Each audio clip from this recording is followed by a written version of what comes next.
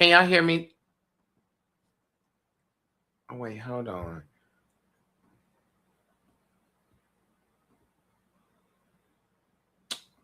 Can y'all hear me now? YouTube? Okay, I'm back. I'm back now. Hey, D. Hey, Kiara. That's just what I need. I got off work tonight and I got to get up early, but there's still so much to do before I can hit the hay tonight. Okay, great, great, great. We're talking about Sedona, Arizona. Now, listen, I'm going to say this, and I need y'all to hear what I'm saying.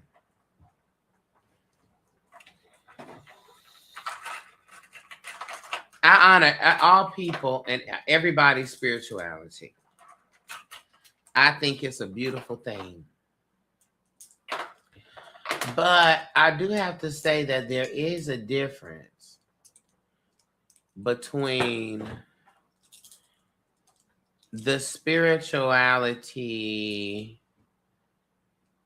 Like you got the spirituality, like for instance, you got like those that are hoodoo practitioners. That's a very particular spiritual culture, right? Or, yeah, right. That's a very particular spiritual culture. There's just particular things that we're talking about, dealing with, or whatever.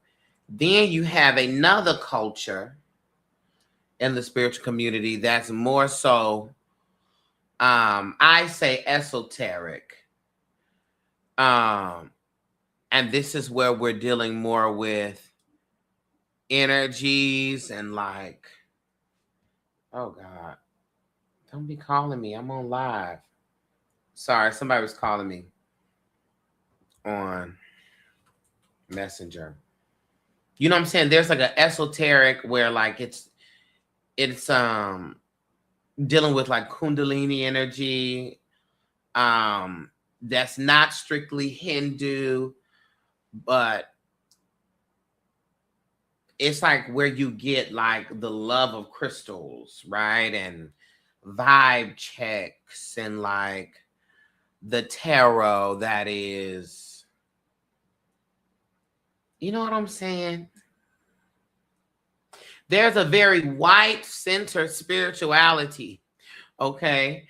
And they be the ones doing the spiritual retreats. And I'm not saying they ain't got no power or that it's not, but it's a very, you know what I'm saying? Like we got, and it is a white culture that is borrowing, heavy from indigenous culture. And so like I instantly, when I start hearing about certain stuff, I instantly start seeing somebody sitting back, you know, a white man with braids, black and gray braids, you know, with no shoes on, doing Reiki. Peace, Claude. Hey, boo, how are you? You know what I'm saying? And I'm just not here for that.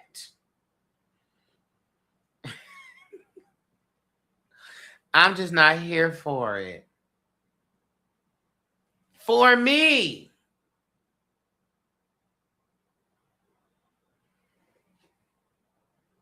Just for me. I just be like, child, can we really get down to some stuff? And I guess culturally, as a black person who has come up, hit my line as soon ASAP. Okay. I will. ASAP Rocky. ASAP Rocky.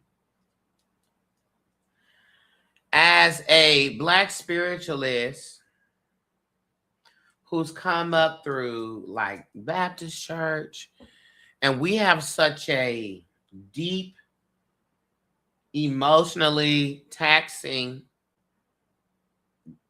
come out of that deep practice. Even when we come to a space of hoodoo and just our black spiritualism, like it's not surface. And I feel like some of the other spirituality, just like, I just want to have good vibes, man. It feels like a sophisticated hippie, a neo hippie. You know what I'm saying?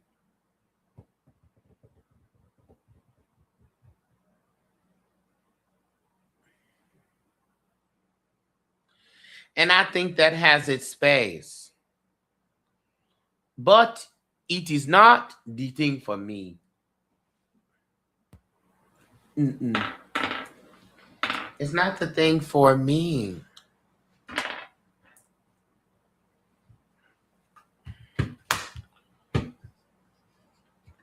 I mean, I would want to go, but like they're gonna be putting like a feather on me, and it's gonna be a white man. If we go, I need the indigenous people to do it.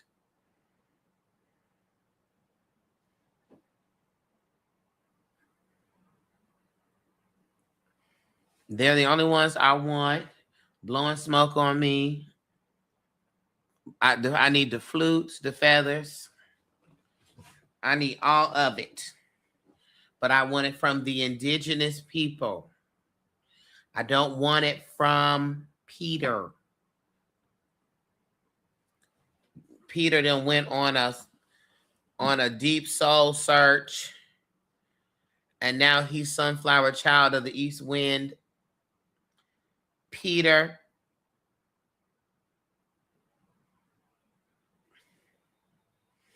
I just don't think I'm in agreement with you at this time. That's saying Matt, very much Matt, heavy Matt, heavy Matt. I'm just not in agreement with you at this time. That's all.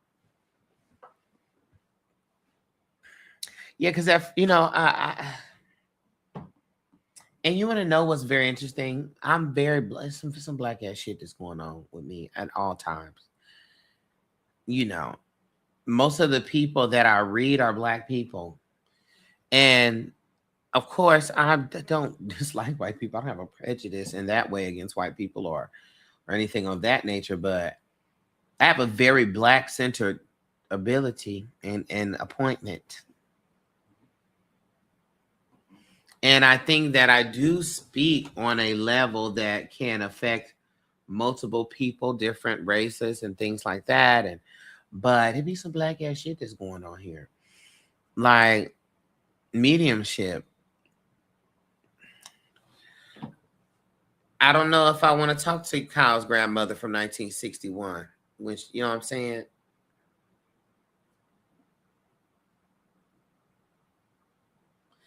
And I don't know if Kyle's grandmother wants to talk to me.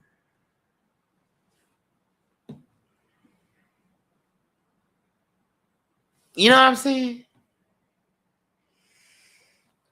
But I have done several readings with I've had white clients and have I had mediumship with white? I really don't have white clients. That's true. Let me look at the thing of the white clients that I don't have no white clients.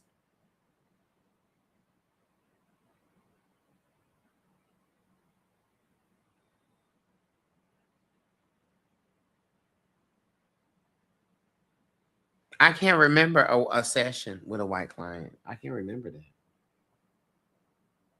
I really wonder where there are white mediums who have integrated whiteness and help real white people. Who is working with white folks, ancestors? And that's the real question. Darcel, do you do glamour stuff on yourself? When you say glamour stuff, are you saying like glamour magic? Are you saying like glamorous, like makeup? What do you mean by glamour?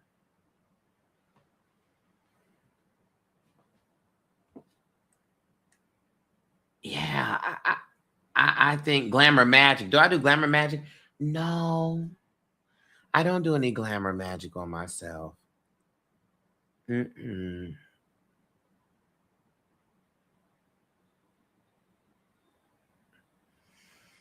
As a worker, I'm more. See, that's what we got to know our sacred counts. My numbers, my divine design is more centered in protection work as far as working is concerned. Not that I couldn't, right? But protection work, legal work, court case work, heavy on the protection work for real. Cloaking work, ancestral stuff, like ancestral rites, um, ancestral like ceremony, like that type of stuff is more so where I thrive in my workings. But for me, glamour, yeah, no. You can though. There's a lot of ways to do glamour. And if I do, I don't consciously do it. Well, hold on.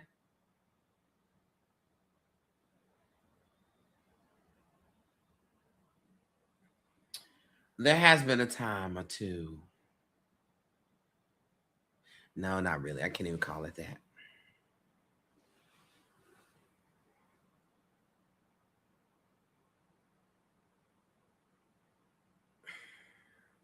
What y'all talking about clapping off B? Y'all still talking about these white folk. But that question, Michael, are there white mediums who have interrogated whiteness to help heal white people? Let me tell you.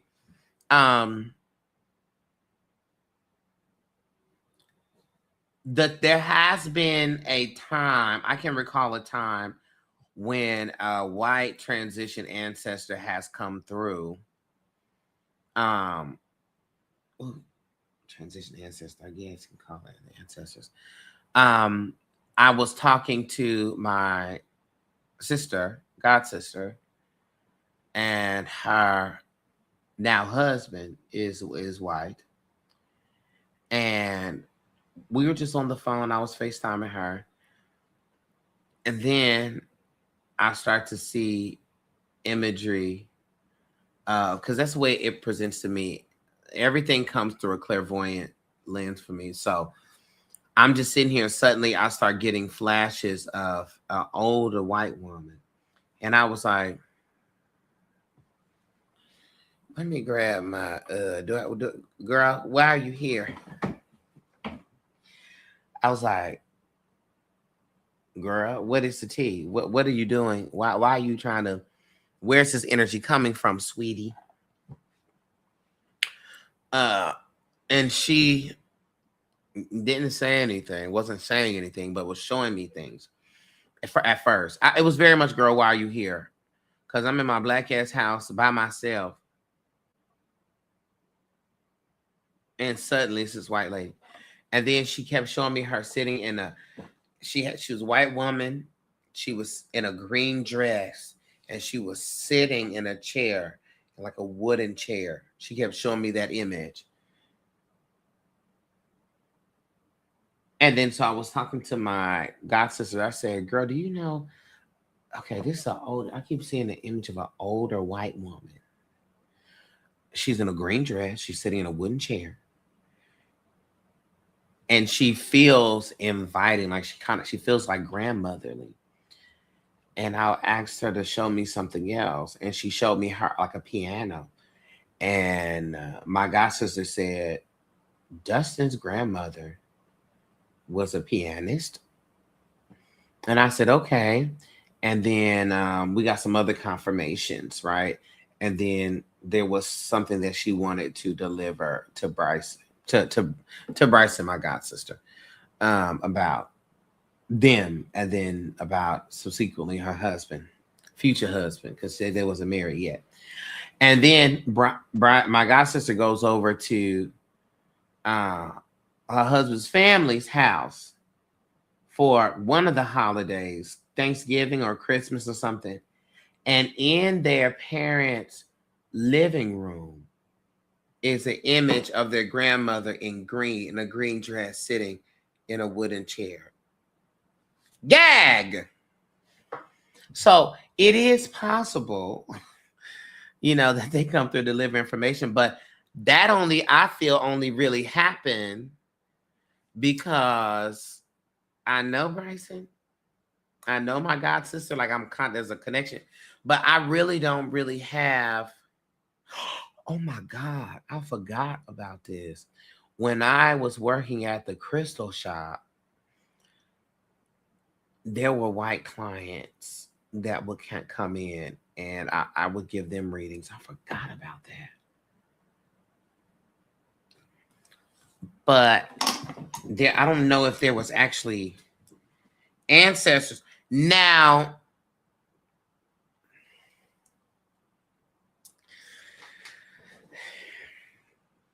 that was one of the first time I encountered what I would say is an evil spirit in a session. But fooling around with them. And I don't know if that's shady or not. But that was the first time I was like really, like, there is a evil presence, bitch. I was reading this lady, and she was telling me she was having all these issues, and I could see what looked like a dark, like a it felt like a monster. Like it felt like a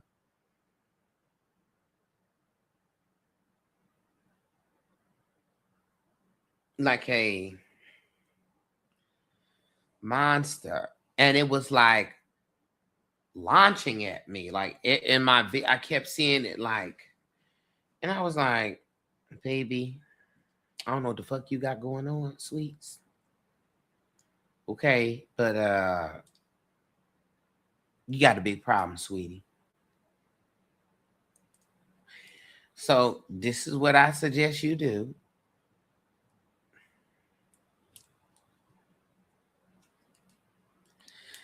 I gave her some things for her to do. And as far as I know, everything was fine.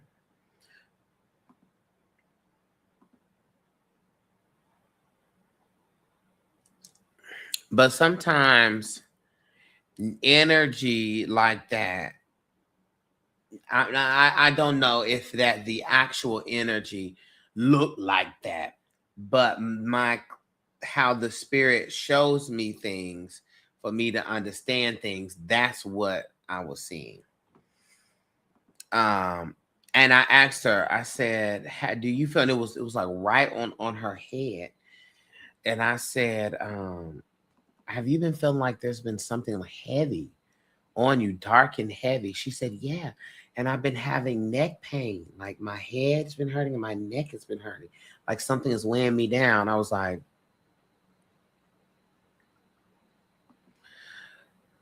you see, this is why I like doing stuff how I like doing. Because when black folks find me, we don't be having all that kind of stuff going.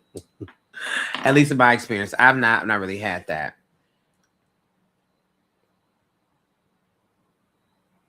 Present herself as a black woman. Oh, I do remember that reading.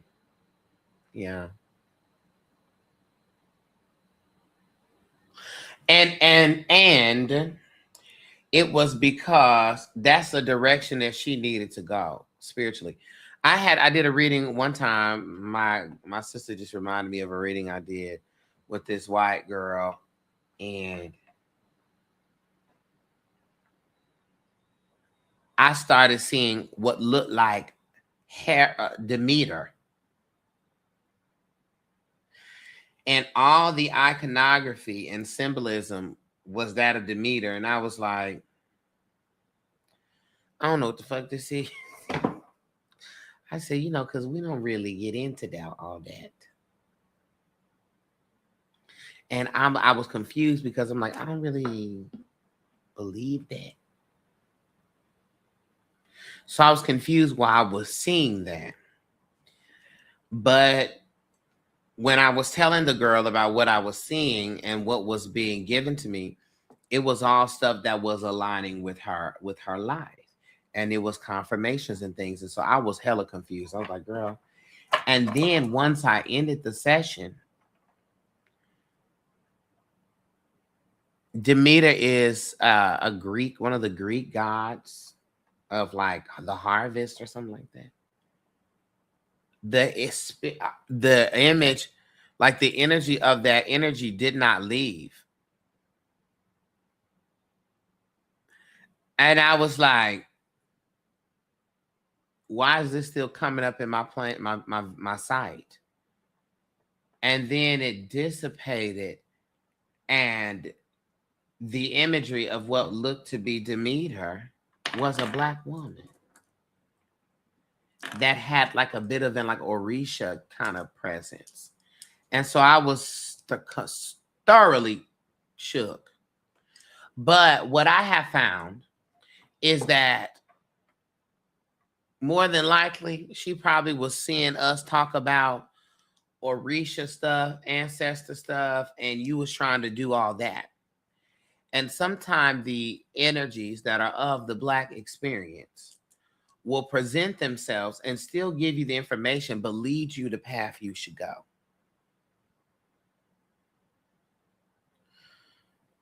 So I think that's what it was. I think it was saying, sweetie, you need to be going over there doing that stuff with them. That's going to be the path that suits you the best. Not this. But yeah, I think I don't give off a presence that white folks be like, I can't. They may be scared, honey, to come over here and get. You know what I'm saying, AD?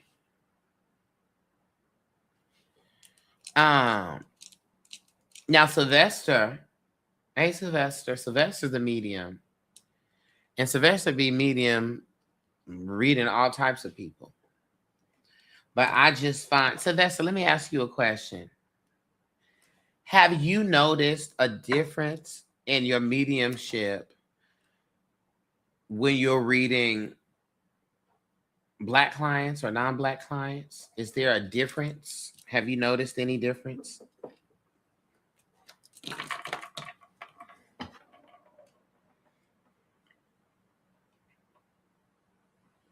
And Sylvester read a lot of white people.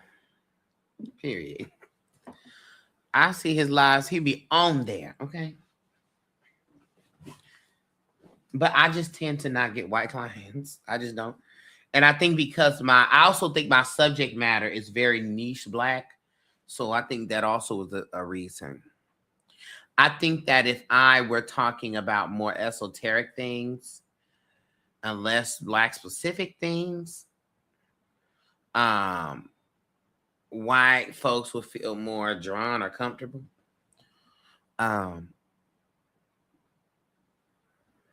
yeah, I don't know. So things is different, just different strokes for different folks. And then everyone has their assignments. Yeah, I think I have a very Black assignment because but now let me gag you this other time. I remember I was in a store and there was a white woman and I kept seeing a little boy, a Black boy, around her. And I had to say something to her. I said, excuse me. And Kiara, you may remember this. I said, excuse me. I'm so sorry. We're in a crystal store, so I thought this was cool, you know. I said, excuse me. I said, my name is Darcella. I'm a spiritualist, I'm a seer, psychic seer, and also a medium. And I keep seeing the little boy around you that has transitioned. Do you know like a little child? Did you have a boy or a young boy that passed away? And she was like, no, I don't think that's me. And I'm like,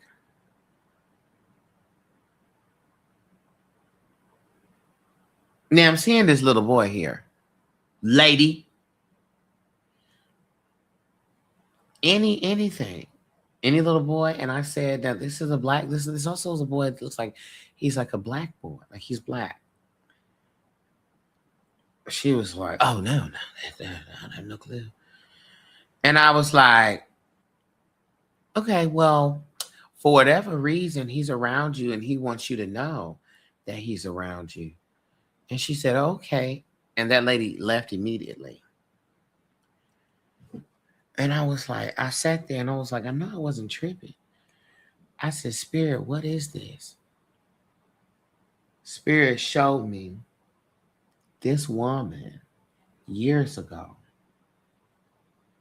was driving and ran over this black boy and kept driving.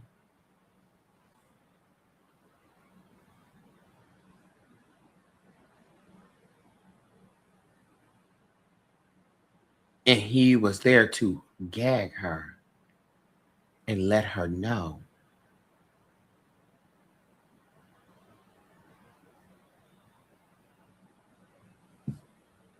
bitch, that gagged me. I was like,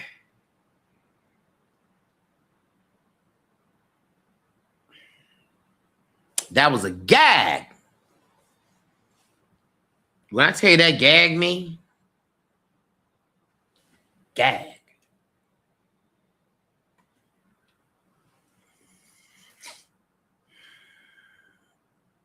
I'm trying to think of what are some other crazy ones. Now, Kiara, she be knowing, she be remembering. Yes, that was a gag. What other crazy moments like that? Oh, now this one goes down in history, bitch. I was on live. Another little boy moment. And I never see stuff like this. When I see things, it's very rarely in my space. It's all images. I'm reading this girl on here. I didn't know her. They got the usernames, and she's just getting a general reading, I think she was. And as I was looking at her name, that was happening, the spirit was showing me this little black boy that was running around. And I was like, okay, this Kara, no, it's two Karas. Kara's on TikTok, Kara's on YouTube. Kara, both y'all probably remember this. And he was running around, but he looked like a boy that was from like the 30s, like 1930s, 1940s. And I was like, do you have a little boy?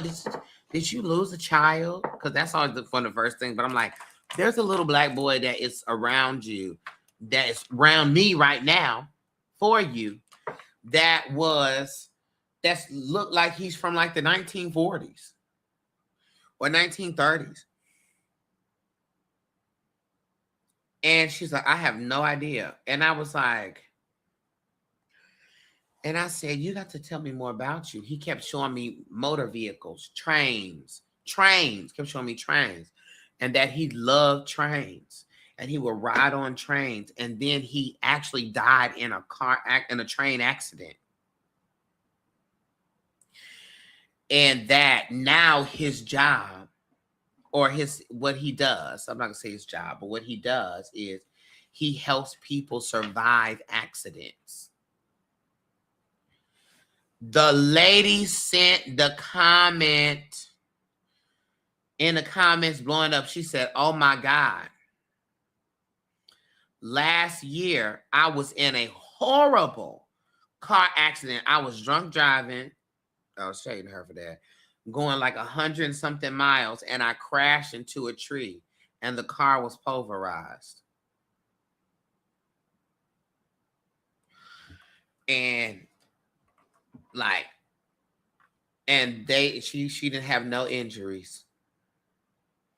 And she didn't know, nobody understood how when they arrived on site and saw the car, they thought she was in there dead. They just knew because of the condition of the car. And so he helped her survive this car accident. I was like, the fuck? Protected, that's who I thought you brought before. Yeah.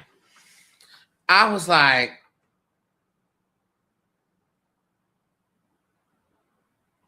log me out. That's why I'm saying there's so many different choices and things in the spirit. Like, I know y'all want it to be cut and dry, baby, but it's just not. There's a freedom, there's a choice, there's many different variations and just ways. Yeah, it's a lot. It's a lot of different things.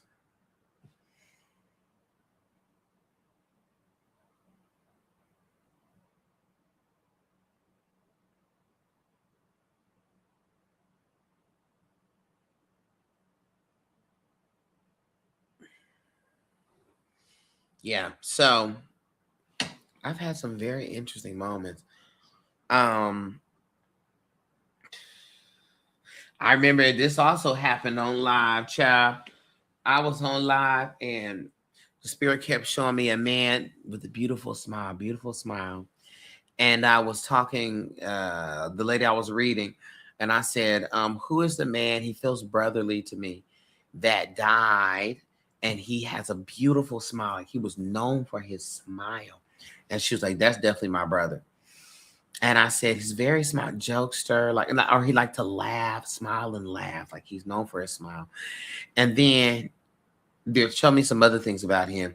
And then they showed me him outside of his house going like this. And I could see it from like, it looked like from the side or from the front. And it looked like he was yelling at the house. And I said, was he mad at his house? Why is he yelling at the house? I said, the spirit keeps showing me him like going like this at the house.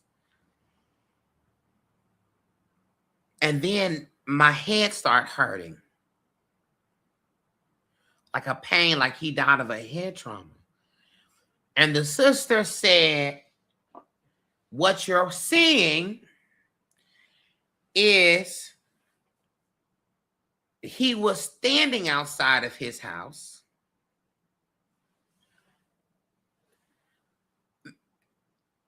and he was going like this because his girlfriend, his ex-girlfriend, his girlfriend, his girlfriend was standing on the porch and shot him from the porch, and he was standing in front of the house.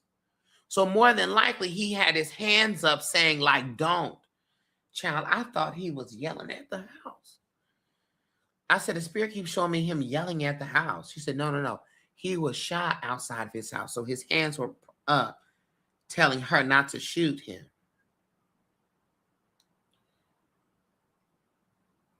And I was like,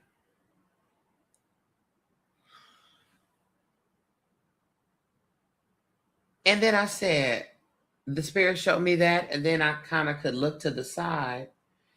And I saw this old El Camino. I said, did he have like an old El Camino that he would drive? Like the spirit had shown me his Camino part. And like a beige, like tan beige Camino. She was like, oh my God, no. That's his best friend's car, who we suspected was sleeping with the girlfriend. Now we got the confirmation on how they killed him.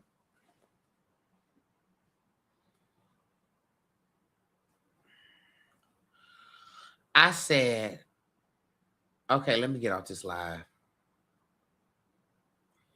Let me get off of the live. Please.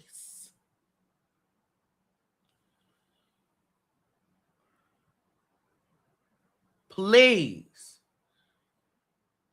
Get me out of here. I was like, that's why I want to encourage y'all. Don't discount anything that you see in your dream or anything, because the spirit sends so much information and things, and you be like, nah, that's not important. No, that's important. That's critical information. That gagged us. Then it was that other lady. I think I told y'all about that. I was reading here in a session. It was all good, baby. And at the end, I said, oh, there's a man that has come through here. Feels like an older brother. He's in like a red jersey, a sports jersey. And he's leaning on your head. He would lean on your head like he was taller than you. She said, oh my God, she said, that sounds like my brother. I said, yeah, and he's just sending you his love. He's wanted you to know that he's okay. Like if you're been like, looking for him, like for signs of him. She said, no, we were looking for him. He was missing.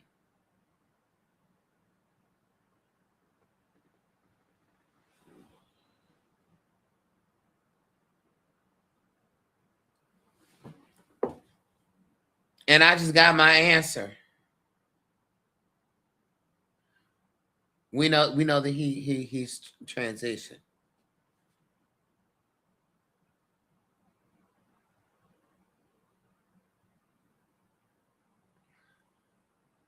You remember that one, D? I was like, y'all gotta stop this. Y'all got to stop this. Stop it. And then I talked to her and I was okay. I said, well, I can't just leave this lady like this. And I said, so you don't have a clue what happened? She said, no. And I'm like, well, she said, do you see anything? And I'm like, oh God, this is not what this is supposed to be. We were at the end of our session, girl. You was empowered, ready to start your career and go to your next level and and now we're doing this. And so I did. And she said, all I know is that I said, okay, the spirit keeps showing me like trees, like trees all around him.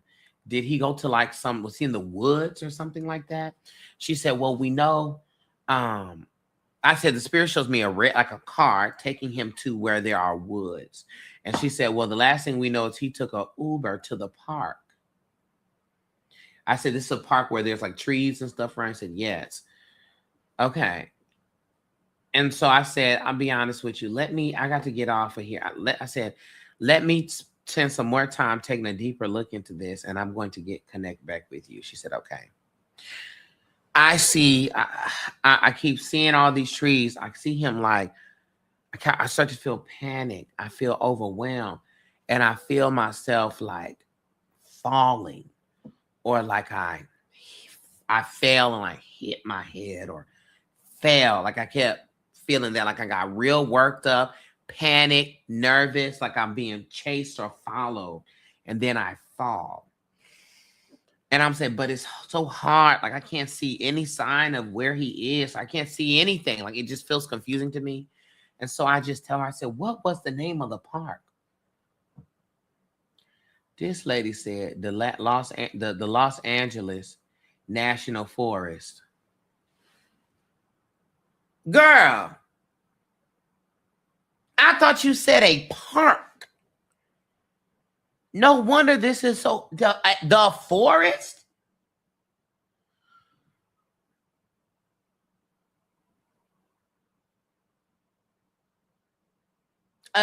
We got to be clear here.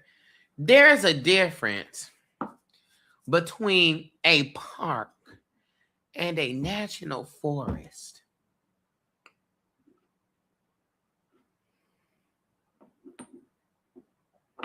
Am I tripping? And so I'm sitting here like,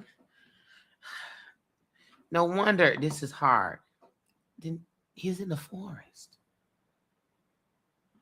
And so what I assessed was that he was out there. He was in California, honey. He's not from there.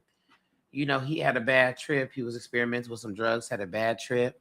Went out there into that forest. And Uber just going to take you wherever you want to go. And he got paranoid and scared himself out there on top of whatever the hallucinogenics were and the drugs. And he essentially fell off of one of those cliffs. But he had been missing for 5 years. So not only, I mean, you got all types of animals.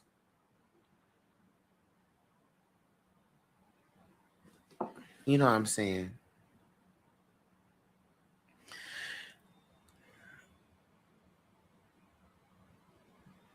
Did it bother me to know that? Yes, it did. It would bother me because I have accepted that I'm a medium. I don't like to work as a medium. I don't like to do that because I get too. It's just too much.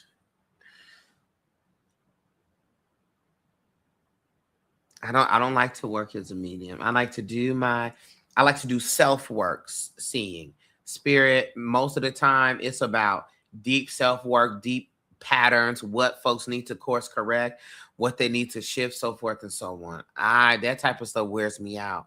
Cause I be like this. Cause then I got to tell you this. I one of the things I hate giving bad news. And to me, that's bad news. But they had already assumed that he was deceased because it had been so long. But I just hated that for real. I hated that deeply.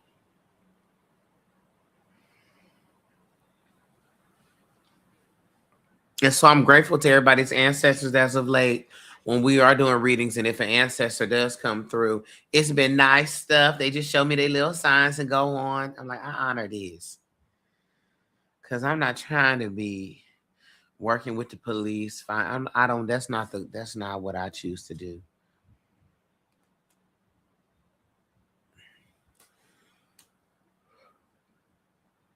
That's a taxing work. But what I will say is, I thoroughly enjoyed.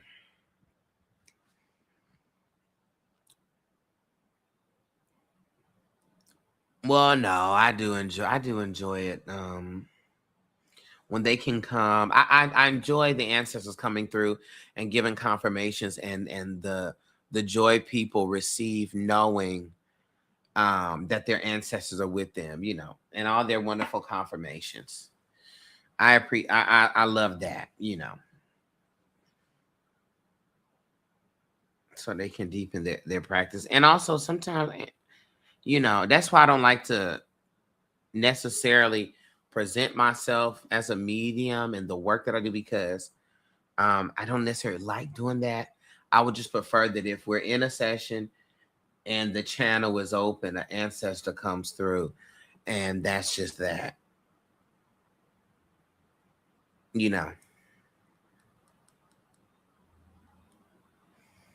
I prefer that. And then I also think it'd be high pressure. Somebody pulling up in a session, I want to hear from my grandma. I'd be like,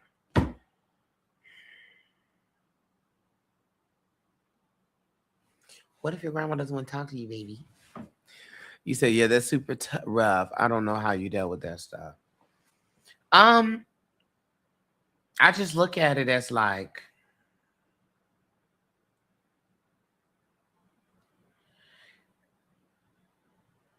this is something that I'm able to do, and it's a good thing. I try not to, if you think about it too hard, you start spiraling.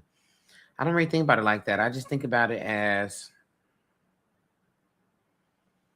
I am designed to have this ability, and this is the reality of life. And I got to tell you this. I have a strong detached game when most times when I remember to do that. Um, but yeah, it's just such a beautiful thing. And I also love so much with the numbers because there's been so many ancestral confirmations with the numbers. Oh my God, so many that I love so much. We talked about it a little bit the last time. But I'm a number nine. My soul nature is the number nine. At the essence of who I am, I have the number, the frequency of the ancestors, of grief, of the humanitarian, the spiritual teacher. Like I have that. That's the number nine for me. And so I can't really escape it. Hmm. Which is why the only thing that I've created were these ancestor cards as far as tools. Because listen, it's the ancestors for me.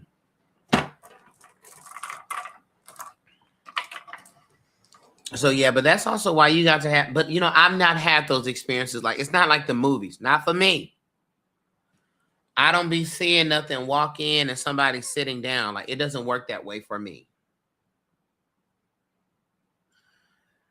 And I can't take that. I can't take that.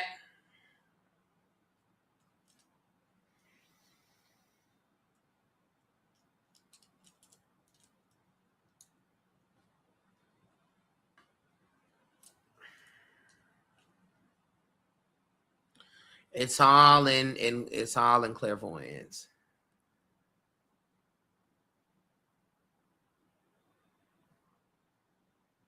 I couldn't either. I would be shook. For real. No, no, no, no, no. That's not for me. Now, also number 9 is a number of the empath. So I saw stuff like that growing up, and I would just ignore the mess out of it. Not curious, like not looking is crazy. Um, and so I've seen a lot of things. I've seen like that's what it really be a free fall in the readings. That's why I started to be very specific to what the readings were today. You got to be clear because you open up the channel, you be getting all types of stuff.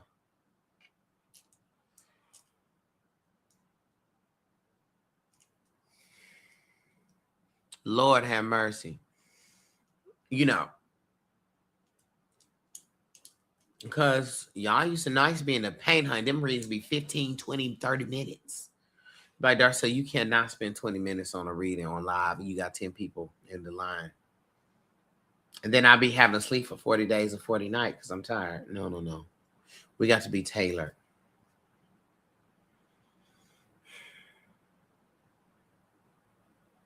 One thing, and I'm glad that I haven't had this in a long time, but it was a point in time where my mediumship was very visceral. Sylvester, are you on here? I thought I saw him earlier.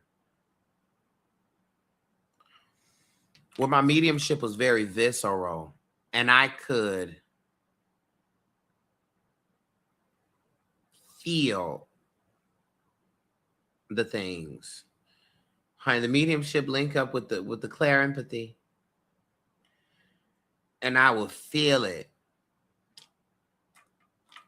Like the man with the smiling and on the porch that was shot, I got a migraine in my head, a migraine. And I never had a migraine before. Mm-hmm.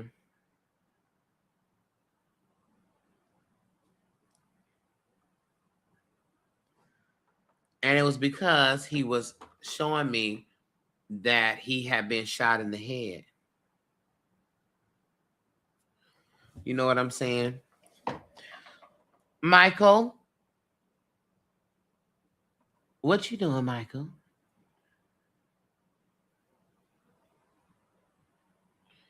I see you keep popping it out. You want to hop on the live, Michael? I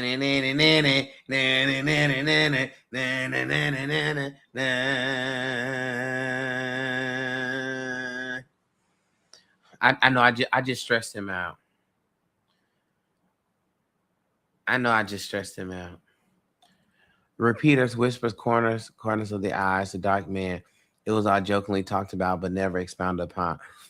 And when my mom would see it, I would ask my dad, and he would be like, "Who?" Said, "Wait, hold on. Yeah, sweetie, since you're here, this is my friend, y'all. Y'all don't understand."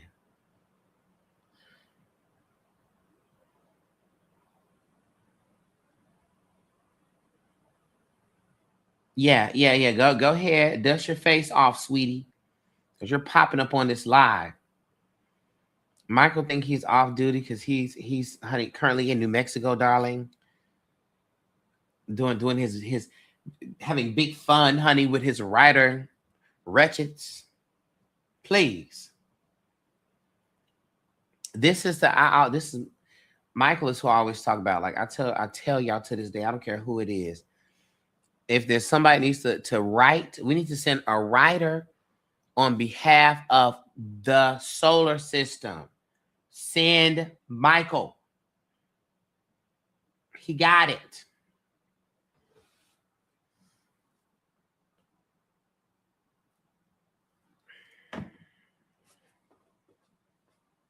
Ring me. Okay, YouTube, y'all got to come over here to, I don't know how good y'all gonna be able to hear. TikTok. But I'm gonna see how I add here. Do I do guest invitation? I don't know how well y'all gonna hear. Is this here? Hello. Hold on. What's going on? Nah, I'm very much in my auntie effects right now. Y'all just gonna have to deal with that. And we don't care nothing about that. Yeah. Hello. Hey.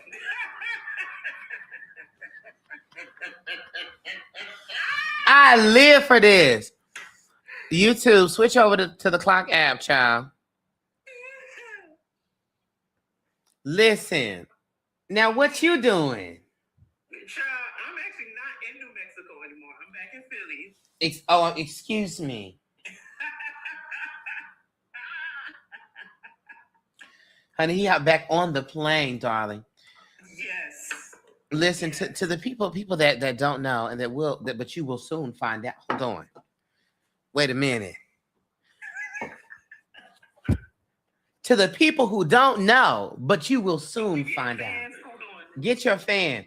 Y'all, we have just switched into this finna be some gay ass shit going on here. Excuse me. It's finna be some black queerness going on here. I hope y'all prepare for this. Listen, for the people that don't know, but you all soon will know. This is Michael J. Ivory Jr., the worker of the word, honey. The one with the golden quill. Okay. He who has his ink both in the stars and around buildings. Excuse me. It's true. It's him. It's true. How was your trip? How was your experience in New Mexico? It was beautiful. So for the folks online, I was recently on an artist retreat in New Mexico. Mm-hmm. So it was a bunch of like cross-disciplinary. So some of us were writers, some of us were musicians, some of us were visual artists. Mm-hmm. And let me tell you something. First of all, I think if you live in a major city and you spend a lot of your time around like people energy that's very condensed in that way, Mm-hmm. I think if it's accessible to you, if you have the resources to do so, I highly recommend that you make time to visit places like New Mexico. Being in the desert where it's open like that, I mean, you see for miles in every direction. There might be one house every few miles. It's just open and quiet. There's also something to be said about the fact that there's a way, let me get my words right. There's a way that you can feel the land holding you in New Mexico that you might not feel in your everyday life. I felt more eager to lay my burdens down on the land in New Mexico. Special shout out to the indigenous people there. That steward that land. Yes. That tend to the spirits of that land, that speak for that land. I mean, they are tremendous. And they deserve so much more than they get from this country and from white folks. But from us more broadly, collectively, as people who aren't settlers, but people who benefit from what settler colonialism did. And I befriended a horse. That was nice. Okay, you know what? I was waiting for the Afro whimsical of it all. Yeah, there was a horse named, I went went to a horse sanctuary where they do horse therapy, right? People who are rehabilitating, who are seeking to rehabilitate in some way. They have these horses, and there was this huge white stallion named Amorato, which is interesting because they meant Amorato to mean loved, except in Spanish, that word, that's not how you say loved in Spanish. So effectively, Amorato's name doesn't mean anything in Spanish, but it has the root for the word love. Yeah. And it also has the root for the word to make a life. Jesus. And in conjunction with that, in Esperanto, which it is a word, it means sex. So, period. Period.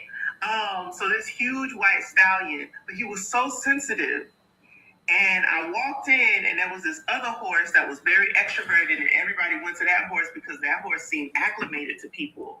And I started to go to that horse, but I felt these eyes on my back, and I turned around, and Amorato was looking at me. And the owners of the sanctuary were like, I think he needs your attention. I think he's curious about you. So I went over to him, and I was petting him and introducing myself to him. And long story short, they were like, yeah, he's a very sensitive horse. He's not drawn to everyone. So if he's sensitive, it must be because he feels that you are sensitive too. So, stories for days. Somebody, got a message from the coyotes out there because nobody else heard it but them. Period. Even though they were howling loud as hell. It was great. We had a great time. I live for that. And what I was gonna say is, we talk a lot about dry land. We talk now. This is how we start to shift. We talk a lot about the desert. And how you have them both thematically and also just a part of spiritual traditions, a practice of going into the wilderness, into the desert. What a lot of people don't know is that many of the deserts that we have here were underwater initially. Yeah. Oh my.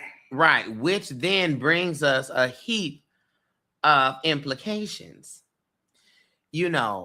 Perhaps going into the desert is such a transcendent experience because it has the same residual effects of baptism. Come on now. Yeah. And so it carries a memory of the water in those spaces. So I guess it's a clear indication that dry don't mean empty.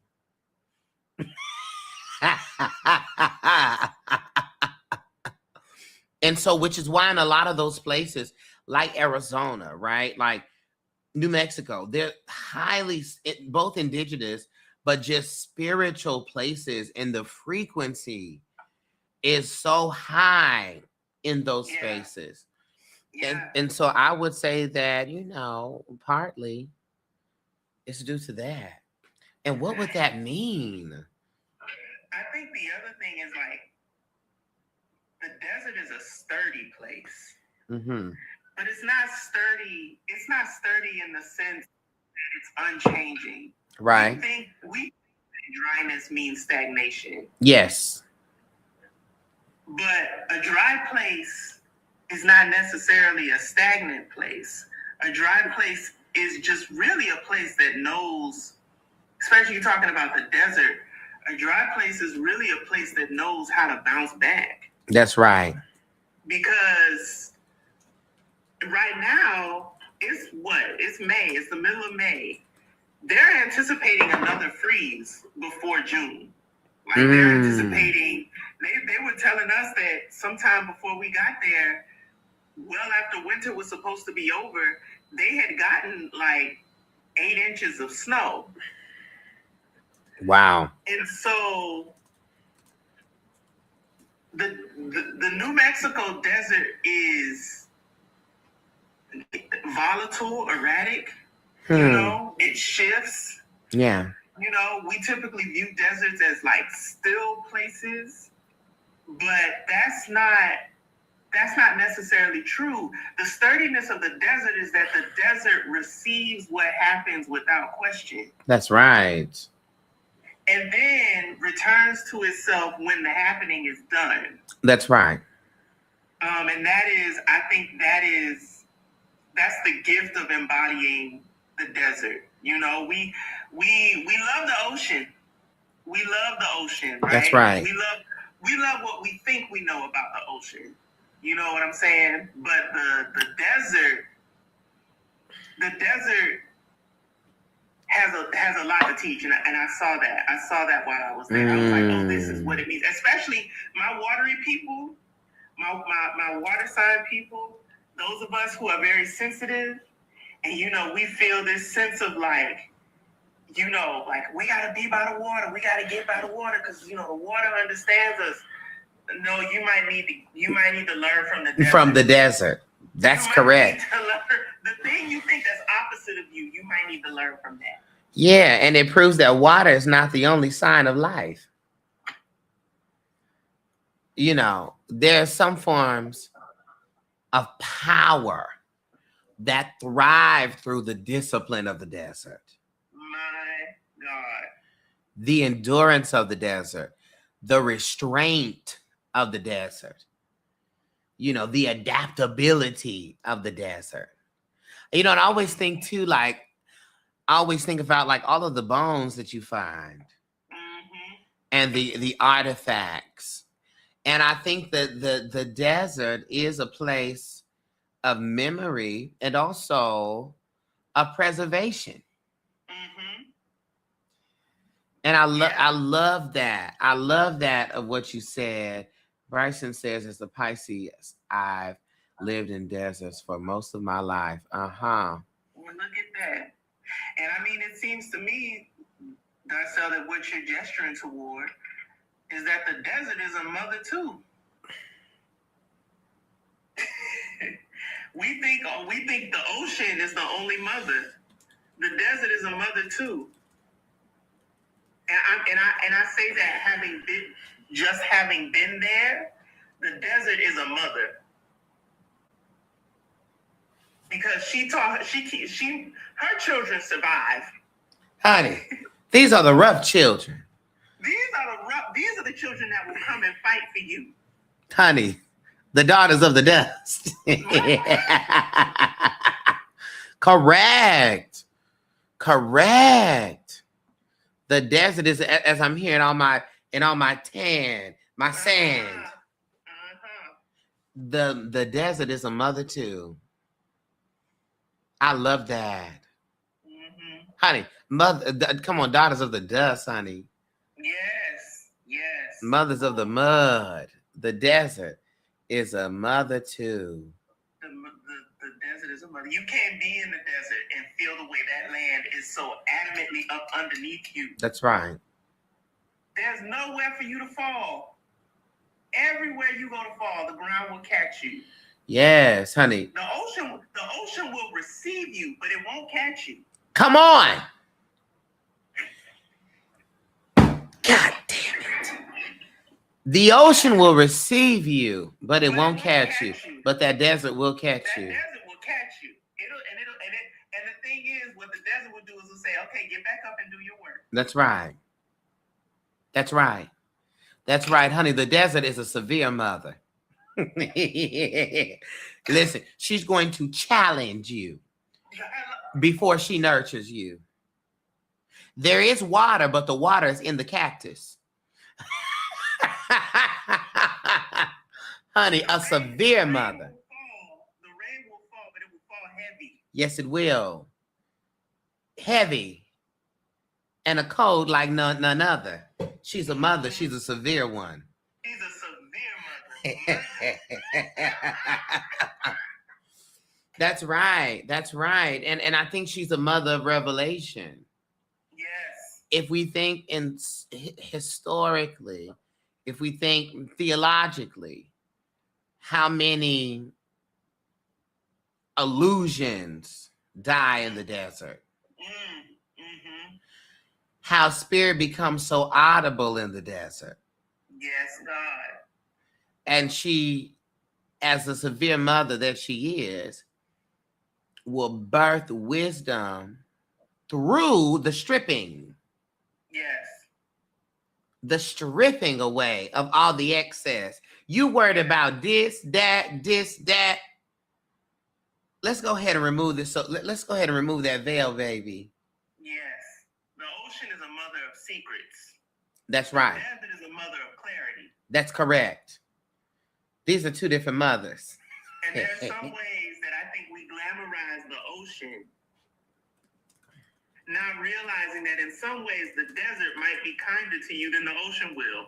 That's right. That's right. And there is a time for you to be in the womb or in the bosom of either. There is a time. You see that mother of secrets, she's going to conceal some things. Mm-hmm. She's going to teach you about the mysteries. And the emotion and the rhythm, baby. Mm-hmm. But Mama Desert, Mama D, baby, she has a harsh, unmistakable wisdom. Yes. Teaching through heat. Yes. Yeah. Come on, the ocean will teach you how to not know and yet accept. The That's desert right. will teach you how to see and not flinch. Yes. Yes, because it's something. It's something. I didn't know I was gonna say all this when I came on here. I know this was gonna come up. But you should know, Michael, because this is what we do. This is what we do. Michael and I will get on the phone for a simple kiki, and 5 hours later, we have 5 film plots, 2 books, 6 spiritual systems, and a myriad of jokes. My God. Come on, Mama D is a revealer. And they ask you 2 different questions. I think the desk is going to ask you what remains when all the excess is gone. Yeah. What remains? And the ocean's going to ask you what lies beneath what it is that you feel. Yeah. One reveals by removing, and the other reveals by submerging. Mm-hmm. Jesus. Mm-hmm. Listen, the desert mothers, honey. Who are the desert mothers? We have do you know we've created a whole lore now? We have a whole lore. I got 2 mamas. Every time. Yes. Michael, we need the poem by end of day. A poem of 2, a poem of 2 mamas, honey. The story of 2 mamas. Baby. Come on, desert daughter here. Come on, desert daughter.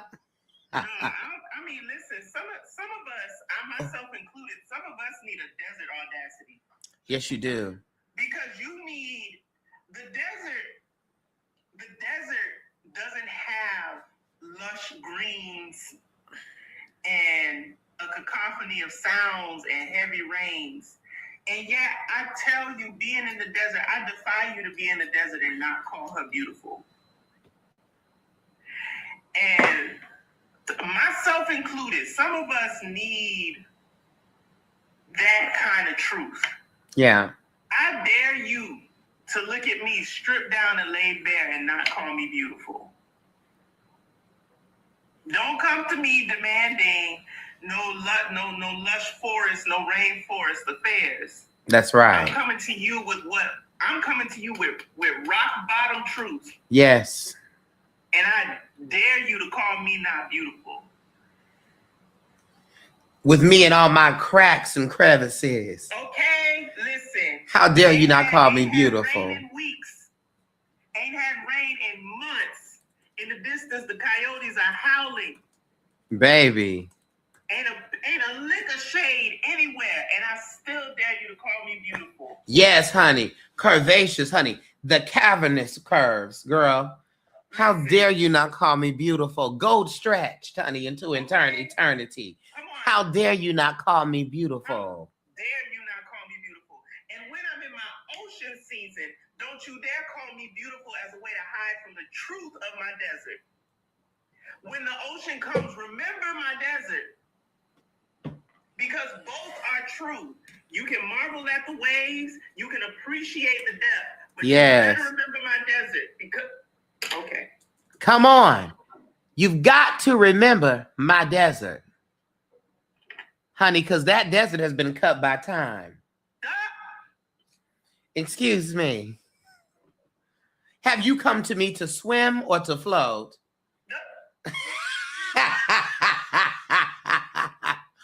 Oh, yeah. You see, this is how we get going, y'all. I be trying to tell y'all. This is how we get going. This is it. What a beautiful thing. I think that is one of the largest realizations for me of what not believing in the vastness of God and having such a concrete or concretized belief system that our ancestors truly had to and knew the God that was outside. We knew the outside God. We knew the God of the land, of the wind, of the sky. We knew the God who would give us the feeling. We knew that. And I think one of the greatest atrocities of colonization in all of its forms, and that damn patriarchy in all of its forms, is robbing us of being able to believe that we can go outside and see a leaf and see God. Yeah. I think that's been the biggest robbery, because most of the divine experiences that I've had have been outside.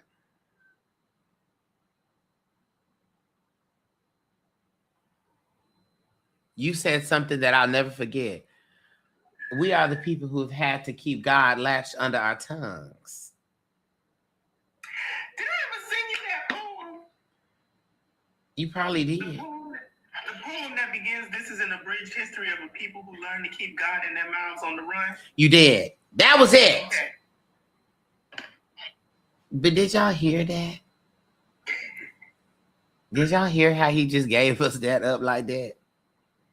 Live footage of somebody who's doing what the hell they're supposed to do. I wish Michael would try to be like, Darcy, I don't know what the writing is for me. Baby, he'd have to call 911 on me.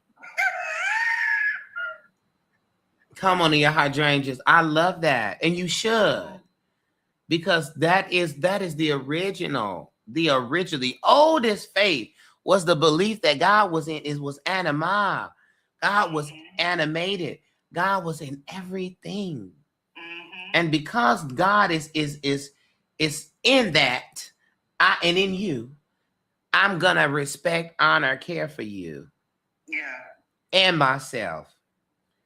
But we have to put God as a distant cousin that, however, still owns the estate. God be so far away, so unreachable.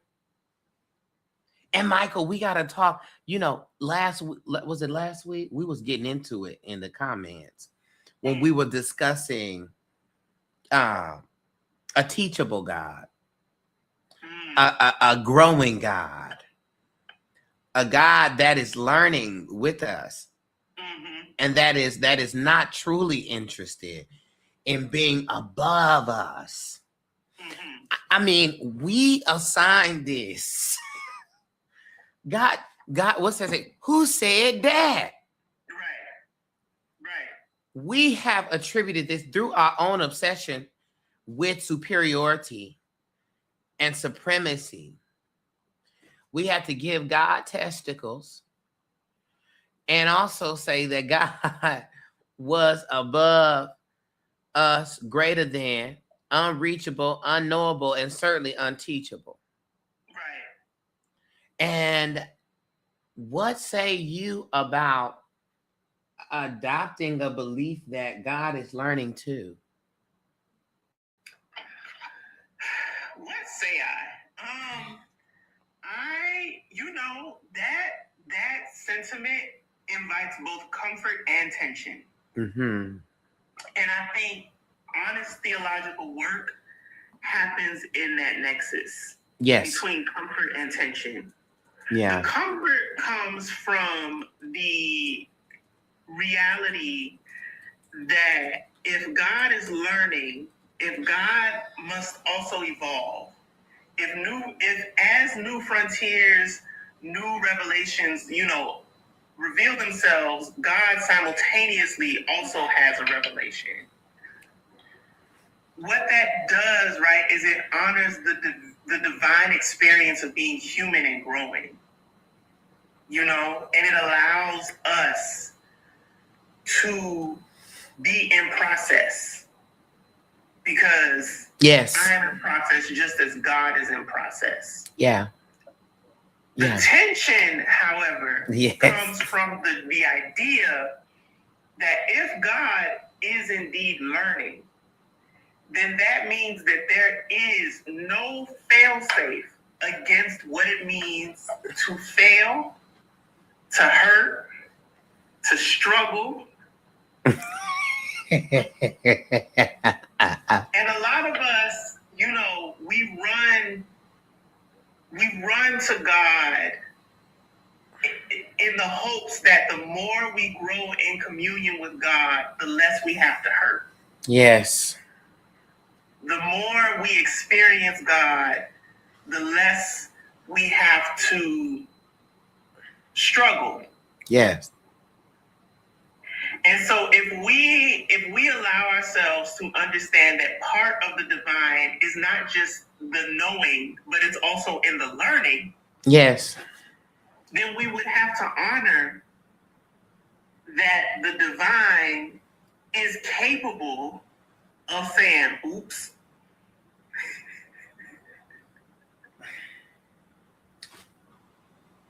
Yikes. And what does it mean when your insurance plan says oops? Yeah.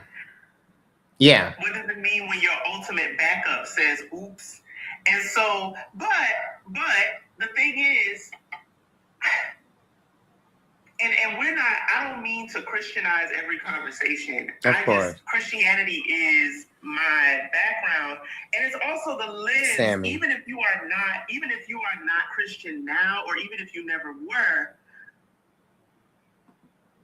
Christian hegemony has influenced how so many of us conceive of God.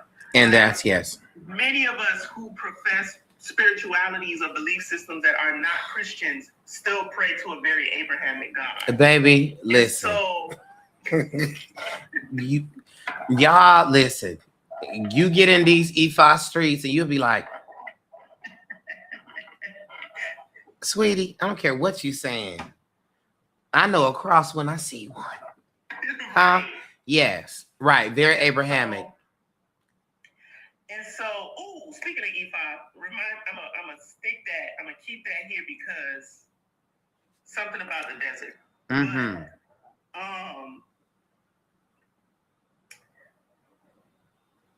when you look in the Bible, people don't like to think about this because it really offends their sensibilities of who God is. But God regrets a lot. Absolutely. God changes God's mind a lot. Yes. As a matter of fact, I believe the first. Well, don't start me to lying. Don't start me to lying. Because I want to make sure I know the text. One of. Yes. One of the earliest instances of repentance in the Bible is actually God. It is. I think that's hilarious to me.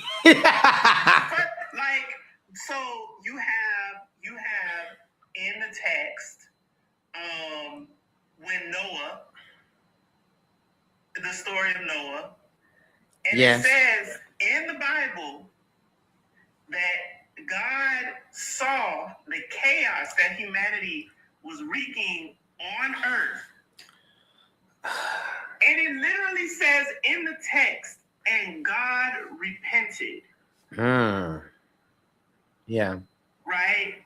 But then even if you go into the New Testament, right? If your theology is one that Jesus was both 100% divine and 100% human, right? Yes. That Jesus was God made flesh, if that is your theology. Right before Jesus got crucified, Jesus was in the garden like, hey, hold on. I don't think I want to... Baby, Jesus said, is there anything else I can do but this? I don't think I want to do this anymore. You know, like, and then even on the cross, Jesus says, my God, why have you forsaken me? Mm-hmm. If your theology is that Jesus is totally God, how can God feel forsaken by God's self? If not, God is more human than we think. God in the text, it appears that God is trying to figure this out just like everybody else. God is shook by the reality of things just like everybody else. We say all the time that God understands all of our feelings. How can God understand all of those feelings and not have felt them? That's the part. But to zoom out, because I'm not here to proselytize a Christianity of any kind. I just think that you're on to something. Yes. You are on to something. Wait, hold on. I was gonna say, I knew there was a scripture that I read in Genesis 6:6. The Lord regretted that he made human beings on the earth, and his heart was deeply troubled. In Genesis, God, when we just started. We ain't even got in the motherhood. And the Lord's like, please. Yes, I think so. I definitely feel that. And it's always been in my nature to challenge the authorities. And anywhere there's supremacy, I'll be like, I'm attacking this. Mm-hmm. And there is actually a musical that I'm writing that centers that type of questioning, where God is essentially in a confessional. I'm not telling y'all enough because y'all not gonna run off with it. I'll tell Michael offline, and he knows a little bit about it already. But you girls gonna run off with it. But what I'm gonna say is, it is both a liberating thought and it is equally terrifying. Mm-hmm. Because one, that brings a responsibility upon you. Yes. That I think people go into the depths of religion to avoid. Mm-hmm. I often say that this type of stuff that we're doing here is very difficult. And I think Christianity in many ways is easy. Because you have a nation, an environment that agrees with you. Yes. You have money. With God we trust, with Christian values embedded in everything that you do. You know, the Salem witch trial didn't happen. You weren't burnt at the stake for being in alignment with the book. Okay. Right. People are not here calling you a witch, cutting you off, doing all this stuff here for you being a Christian. Right. In fact, it is embedded in the respectability politic of not only this country, but of Black people. Mm-hmm. And so you have to take some responsibility in this path. To be a co-creator sounds nice. until you really look at the terms and conditions of co-creating. Mm-hmm. And so I think it would mean that our existence is not just alive, but responsive and participatory. Mm-hmm. Hey, sweetie. So the prayer and just, I'm just going to let God deal with it. No más. No more. Nunca. That is no more. Hey, you, what are you doing? Let the Spirit do what the Spirit do, but what are you doing here on earth? Mm-hmm. What is that? And so that our choices even, which I think may be terrifying, don't just matter within creation, but our choices matter to creation. Yeah. Yeah. And I think that is, I see the liberation and I see how terrifying it is. The Spirit said, meet me halfway. That's the girl that people say. Yes. Meet me halfway, girl. The Spirit said, let me tell you something, baby. You think I'm doing this here all by myself, sweets? No, sir. Meet me halfway. Blessings, Danielle. That's also like, that's the truth of liberation, though. Liberation is not the absence of fear. Come on. Let me tell you something. I am a queer person who has come to know the intimacy of liberation so deeply, the more I have chosen to embrace and honor my queerness. The thing, however, that queerness, blackness too, and my queerness is my blackness is my queerness. Come on. The thing about that experience is that when you choose it, we treat liberation like a Christian heaven. And to Christians, heaven is the total and absolute freedom from our responsibility to ourselves and each other. Yeah. That's why the rapture is so appealing. People see the rapture as an escape from responsibility. Correct. That's why they hold on to it so tightly. That's why they keep telling us it's coming. They're not telling you it's coming. They're telling themselves. Because if they had to sit with the truth that the rapture is not coming, that God is not going to crack the sky and bring down his soup ladle and take them up into the sky so that they don't have to deal with none of this stuff that they've helped create on earth, that would be a terrifying reality for folks. Yes. And sometimes we speak of liberation in that same way. It's kind of in the way sometimes that we talk about like, oh, I'm working at this job. I'm doing this wage labor. I'm supposed to be sitting by rivers, eating berries and singing songs. Don't get me wrong. You are supposed to be doing that. You are still supposed to be working. Now, you're not supposed to be doing wage labor. You're not supposed to be working under the exploitative conditions of capitalism, but you are still supposed to be working. Because if the world and its systems and the way our communities were structured were truly in our hands, in some ways, you would have more responsibility, not less. Yes. Yes. Because the beauty of having more responsibility is that more responsibility is supposed to come with more agency. You're here for the agency, but you're not recognizing that with that agency will come more responsibility. Yes. Yes. And so as I've leaned into queerness, and my queerness has liberated me. I didn't dress like this 2-3 years ago.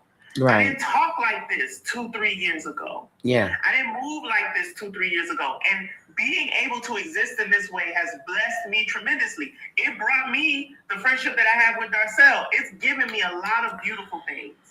A lot of beautiful things. It has also turned right back toward me and say, okay, now what are you going to do? Absolutely. There is a work that is demanded. Everybody wants to get back to the Garden of Eden. What would you do if when you got there, you were given a shovel and a hoe and told, now till it? Yeah. Oh, you thought you was just gonna come here and eat? Oh no, baby, the plants still gotta be tended to. They do. The trees gotta be watered. The weeds gotta be plucked, baby. Yeah. That's a part of living a life. And dare I also say, just like when we talk about feminism, and even though I side eye every trad wife, right?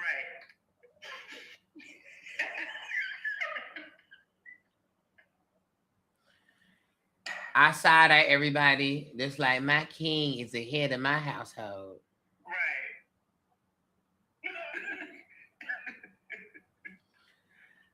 I'm side eyeing you, children. I am. Right. Feminism and by proxy liberation is the ability to choose. Yes. And to see that choice out. Yes. And how you gonna be a liberated people with no choices? And to make a choice, it's a decision. And that's going to be that's responsibility. And I know this is true for you. Even for myself, there is in my queer journey, you know, especially us who come up through the church, you got an extra layer. It's one thing to be a man in this society, and the expectations of you. It is another thing to be a Black man in this society, because now you got the weight of your ancestors on your back. It is quite another thing to be a Black Christian man in this society. And when we talk about our journey, liberation also with our queerness tends to be, you know, like when you see those people walking them dogs and big old dogs is too big for them, and they get tugged along whether they like it or not. Yeah. Once you start to pull that yarn, that whole thing starts to unfurl. So I think for us, liberation, period, is not supposed to, it's rarely comfortable. Right. In its process.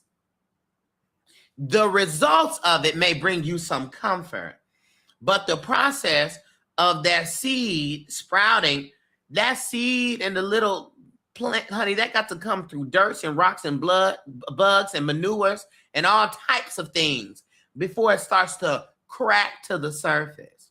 Yeah. So liberation it's rarely comfortable. And I think that's why bondage can feel a lot more safer to people, because it is asking you for sameness. It is not asking you to expand. Right. And expansion is always going to come with more shit to discover that you need to work through and heal. That's why even for us, when you do your healing work, there's different works that they cycle. You got healing work, you got growth work. Yeah. In your growing work, as you expand, you're going to run into some other things that you need to heal. That's it. You say, I done got through this. I was afraid of dating people. Now I done did all my therapy. I done did my work on my healing. And now I'm out here dating. And I done got me some dates and everything like that. And then the man done invited me to the bedroom. Done. Yeah. I have now encountered untilled soil. Hello. More stuff. That's some more land I got to heal. But the more stuff you figure out you got to heal is the evidence of you growing. So that's what I say. Yeah, like that's the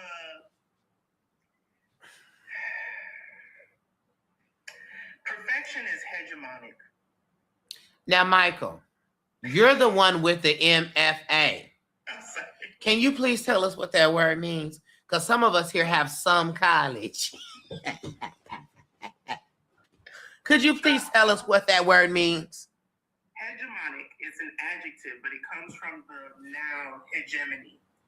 A hegemony is an overarching culture or an overarching power structure rooted in a culture that has dominance over another culture. So, for example, in our society, Christianity is hegemonic. It is the culture that has power behind it. Yes. And can influence what other people see as normal, as good, as valuable. Got it. You know what I'm saying? That's hegemonic. So when I call something hegemonic, what I'm saying is that it is something that has been enforced upon us by the overarching power and culture narratives that govern our society. For those of you who do not know, I run a workshop called Developing Your Personal Myth. We talk about that a little bit there. Period. So when I'm saying perfection is hegemonic, what I'm saying is that what is perfect is determined by what people deem good. And what is deemed good is cultural. Correct. What is deemed good is subjective. Yes. That is not to say that we should forsake notions of what is good. Yes. It is good to be compassionate. It is good to choose integrity and honesty. It is good, right, to care about each other. I'm not saying that those things aren't real. Yeah. But how we understand that goodness, where our compassion goes, when we choose to care and not care, right? What honesty is owed when? That is governed by our overarching culture that defines what is, thank you for the rose. I forgot that's a thing on here. You got to get on here more often, sweetie.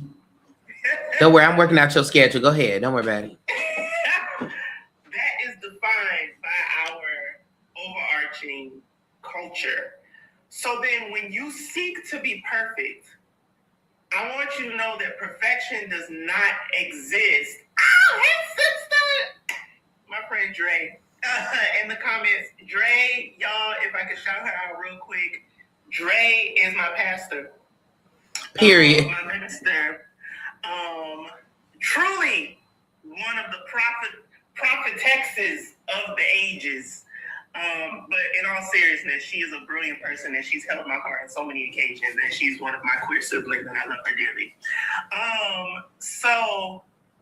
But yes, so perfection being hegemonic means that if you aspire to be perfect, you have to decide which cultural ideals you are going to try to fit yourself into.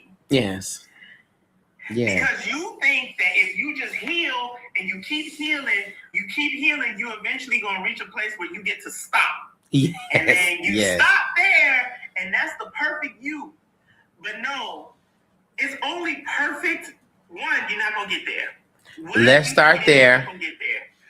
But even in that world, that idea would have to be contingent upon the people you want to accept you. Yeah.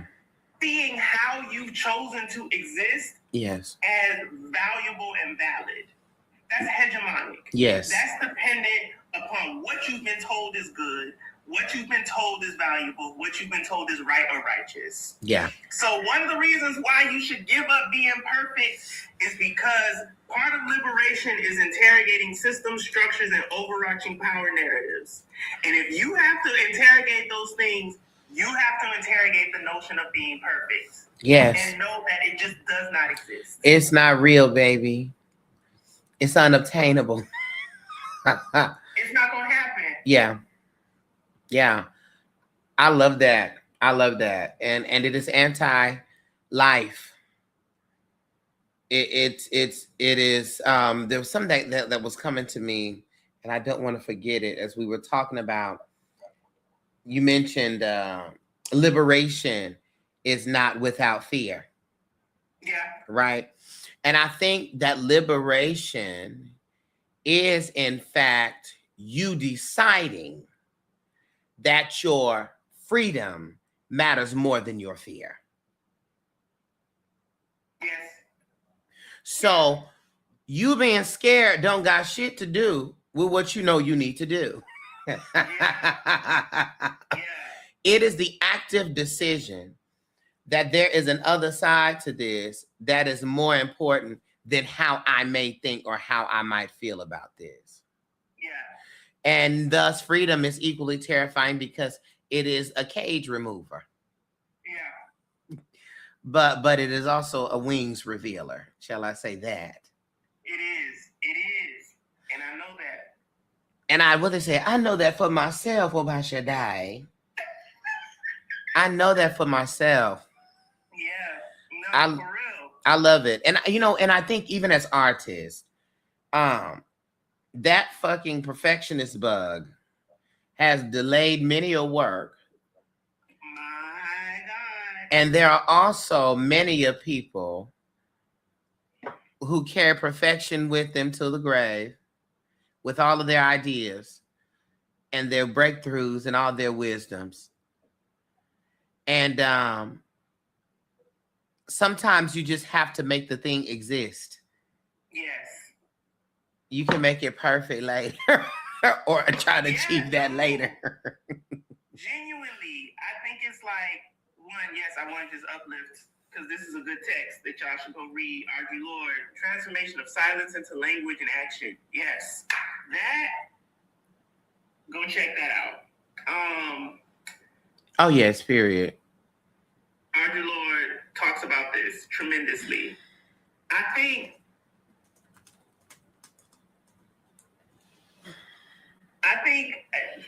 I've gotten more writing opportunities in the past several months than I've had in really, ever since I've known myself to be a writer, and I've known myself to be a writer for quite some time. Part of it was because I started showing up. But the completed phrase is I started showing up imperfectly. Yeah. Imperfect but willing. Now, there's a difference between imperfect and unprepared. Now, come on. Come on. Sometimes you were real willing, but you were unprepared. Let me not use you language. I'm going to use I language. Sometimes I was very willing, but unprepared. Yeah. Right? You're not ready. Why aren't you ready? Hello. And I was going to say, and yet there's a difference between unprepared, or rather there's a difference between prepared and ready. Yes. Right? We got to define our terms. Ready, imperfect, and willing. Yes. That's fine. Yes. Because ready means that you've honed yourself in such a way that you trust your skills. Yes. Imperfect means that no matter how much skills you have, you're human and you're fallible, and you will make mistakes at some point in your journey. Correct. And willing means that you have made a decision in your mind that you are going to embrace the challenge and do your work. Yes. Unprepared, however, means that you have not acquainted yourself with the requisite materials. Honey. And yes. That's a different dance. And thus you have still showed up here unprepared, which means you have been negligent. How dare you? Yeah, humanity and negligence cannot be confused. Yeah, no. You be human. Yes. Be human, but try not to be negligent, you know? Yes. In all of that, I have so many beautiful opportunities. Yeah. Both that I have seen happen, come to fruition, and then some that are on the horizon. And the reason is because I let go of the idea that I'll ever be perfect. I think actually to be an artist is to get good at being imperfect. If you are perfect, you are no longer an artist. That's true. Because the artist has the corner on wrestling. The artist has the corner on are struggling. Not in a financial sense, but in the sense of like, you're trying to get at the core human questions. You're trying to navigate the human condition. That's messy. That's always going to outspan what you can adequately convey in words, in art, in music. It's always going to be more than what you have at your disposal. Yes. And I did breathe the part of me. Y'all, so, yeah, I'm so grateful to have a witness. I'm so grateful to have a witness. Darcel was a witness. Dre was also a witness. I did grieve the part of me that expected that perfection. One day, one day y'all gonna hear about what happened in 2025. But the girls who saw it, we still have mud on our sleeves and jean legs. Yeah, no, it was a time, but it was the time when it was a time when I learned that the throne is a cage and you want to come down. Baby, let me tell you, Michael. And Michael and I be running like I'm just behind him in these things because where our numbers are set up. But when he's in a 9, I'm in an 8. So I was in an 8, like, wait a minute. And then that 9 came in for me. And I realized, my God, we don't resent the pedestal. We resent that it is so damn high. And the only thing that can come after you are way up there is a fall. And you got to fall. You gotta fall. You have to fall. Because can't nobody let you down. You've been up there too long. You have to fall.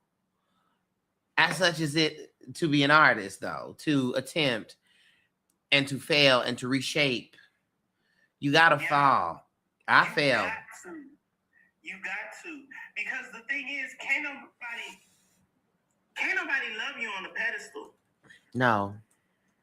They can admire you.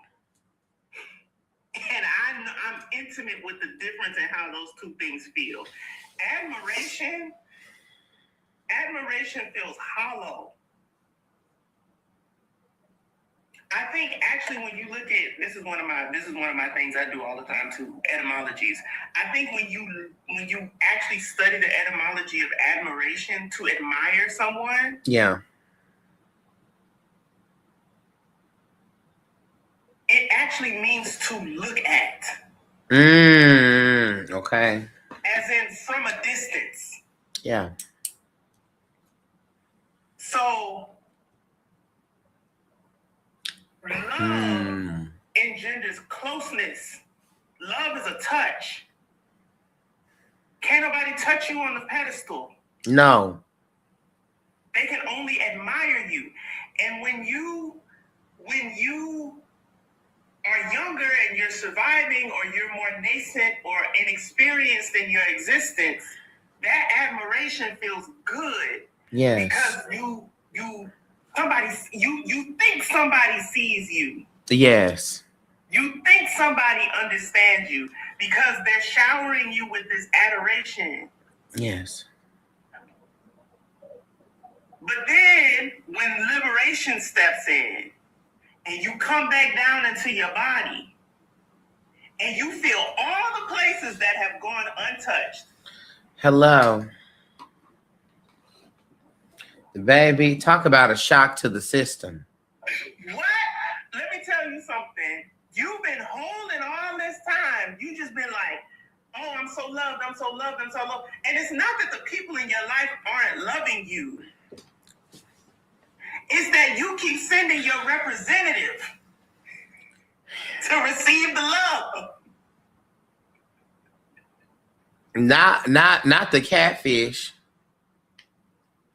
Yes. You keep sending your avatar. You keep sending your aspect, to receive the love for you. So you can't get touched. Yes.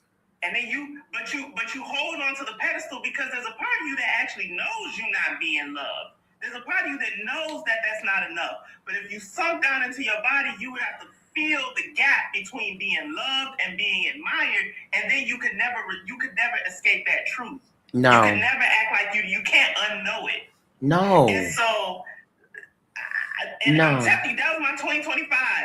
That was my 2020 fucking 5. I had been living on, my car had been running on admiration for so long. And then I had to come down into my body and I felt all the places admiration had not touched. Yeah. Yeah. Baby. And you had to hit that ground. Ooh, God. Hard. And shatter.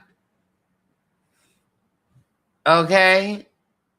Yeah, because anything that is up that high for too long will eventually lose touch with the truth.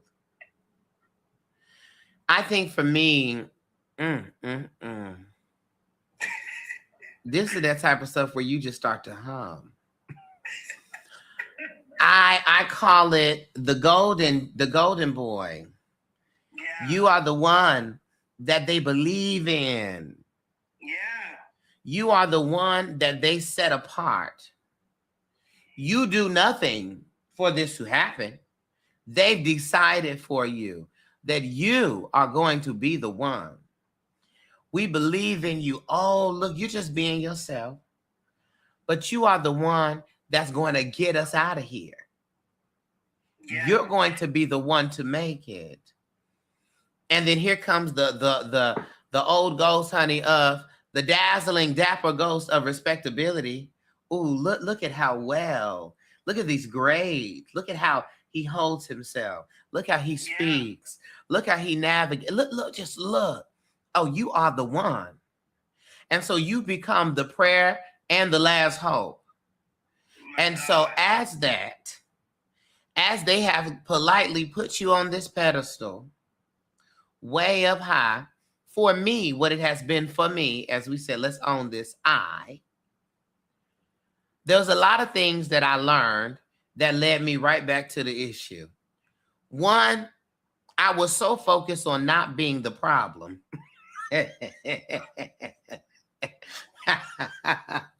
Not being the one to be concerned about.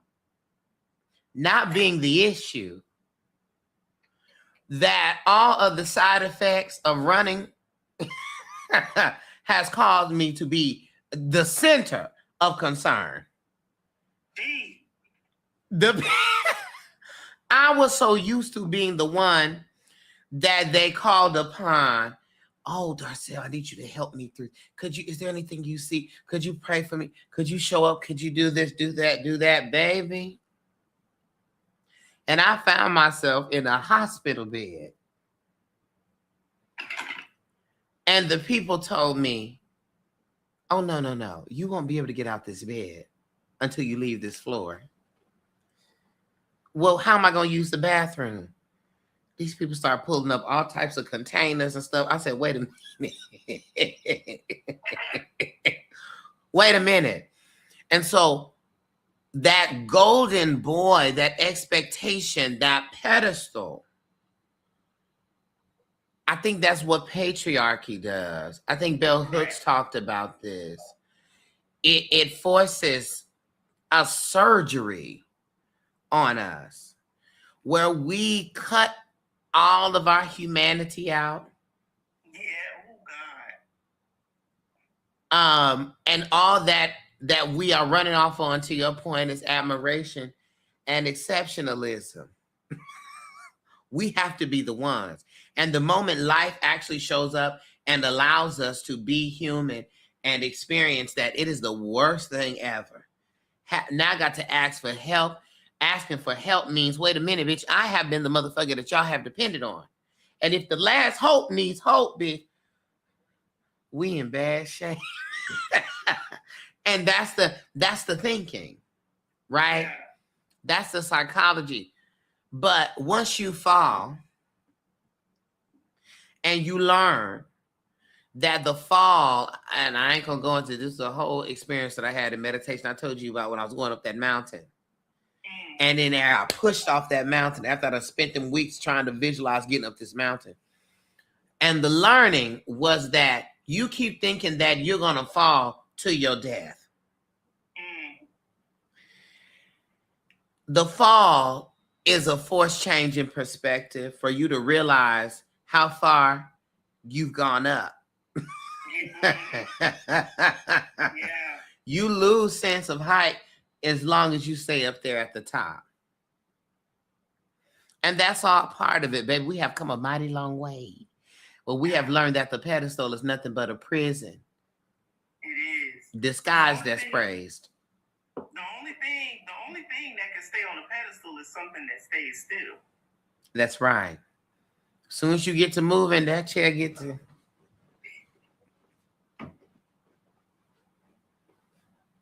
Vogue Femme Dramatics, baby. And you're going down. And you're going down. And you're going to go down. Oh, my God. But we got to descend sometimes. Okay? We do. Yeah. Yeah. And that's what Mother Ocean is for.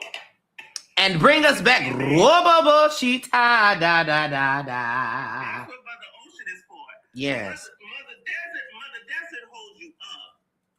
Yes. Because you can't hide from what you got going on. You got to go up. Yes. There's a time to go down. There's a time to be hidden. But it's not to be hidden from yourself. It's actually to see more of yourself than you see on a regular basis. Baby. And in those moments, Mother Ocean says, okay, come on down. Yeah. Take me to the water. Take me to the water. Take me to the water to be baptized. Roboboshiti. You got to go down. You got to go down. Yeah. And as such is the journey. And so, baby, listen. So when y'all see us do the things that we do best, know that the oil was expensive. Know that the oil was expensive. And it's going to come with pain. Pain is a part of living. It's the evidence of living a life at this point. You're going to have pain. You can't skip the pain. Mm-hmm. You can't. We've tried. That's what all the prayers was about.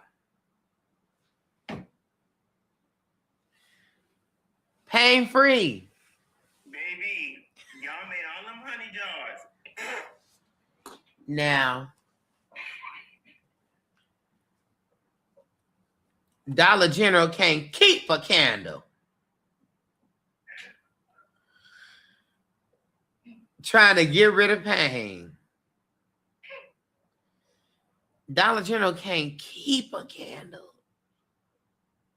Ain't a rock in sight. People trying to find rocks.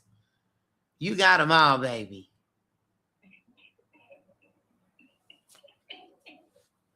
Trying to just speed through life. Bible just dog-eared. You done Psalm 23 to Psalm 91 in your house down. Baby. For real. You ain't read no other chapter, no other book. All the other pages are perfect, baby.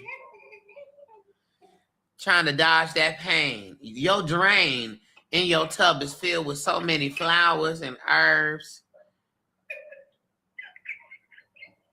Baby, please. Please. You done spend on Cash App getting readings, girl. You getting a income tax return as much as you done spend on Cash App getting readings, baby. Trying to dodge the pain. But the Honorable Bishop Betty Wright said, no pain, no gain. No gain. and the thing is, I'm not exempt from that narrative because God knows. I was like, what can I do? Oh, yes. What can I do? And the thing is, actually, 2025, I got a reading from Darcel. Yes, you did. Baby, listen. When I tell you, we have to have some faith.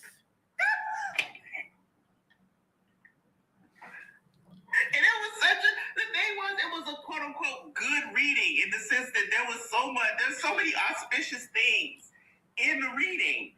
There was so much hope. It was like, oh, okay. Baby, when I tell you, what we did not realize was that Darcel was giving me the reading in midair. I was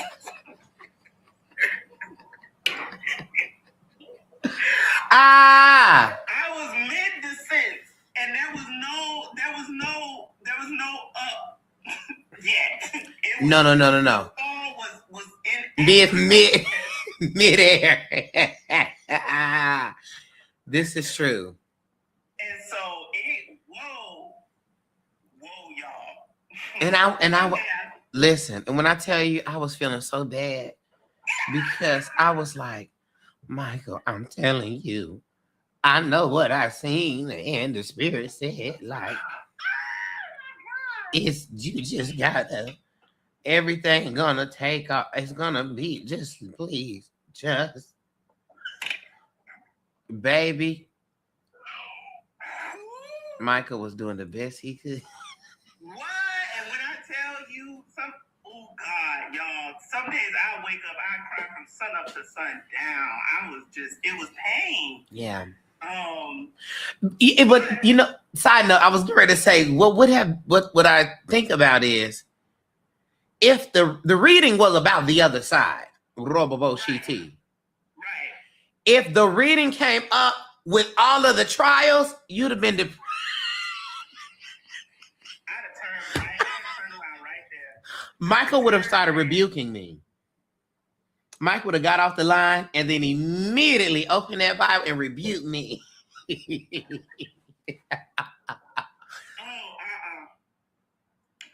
it truly is like, and I sometimes I would get frustrated, especially in the church when people would say stuff like this, because sometimes I feel like, everybody a prophet in the church. Yeah. So when they get up there and they be wrong, dun. And then they turn around and the stuff they said don't come to pass, then they want to throw a lack of faith and you just don't understand, and then they want to reinterpret the prophecy from the backside and all of the no. And don't get me wrong, I'm not saying every prophet in the church is false. I was raised by a true prophet, but it's some people in there. Just like there's some folks that get on TikTok every day and do readings, and they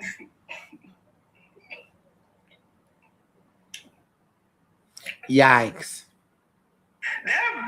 It's false folks everywhere. Yes, it is. Saying? Yeah. But it's real folks everywhere, and Darcel is one of the real ones, right? And so I think that I've been called a preacher by 3 different prophets. I'm not even a Christian anymore. Child, let me tell you. Michael, didn't you just tell me something like that? Like, and you was like, they said I wasn't gonna preach. You just told me something like that. Yeah.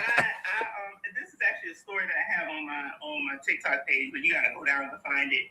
But my grandma wanted to know if I was going to be a preacher growing up because she decided that she wanted to live to see me graduate from college and preach my trial sermon if I was supposed to preach.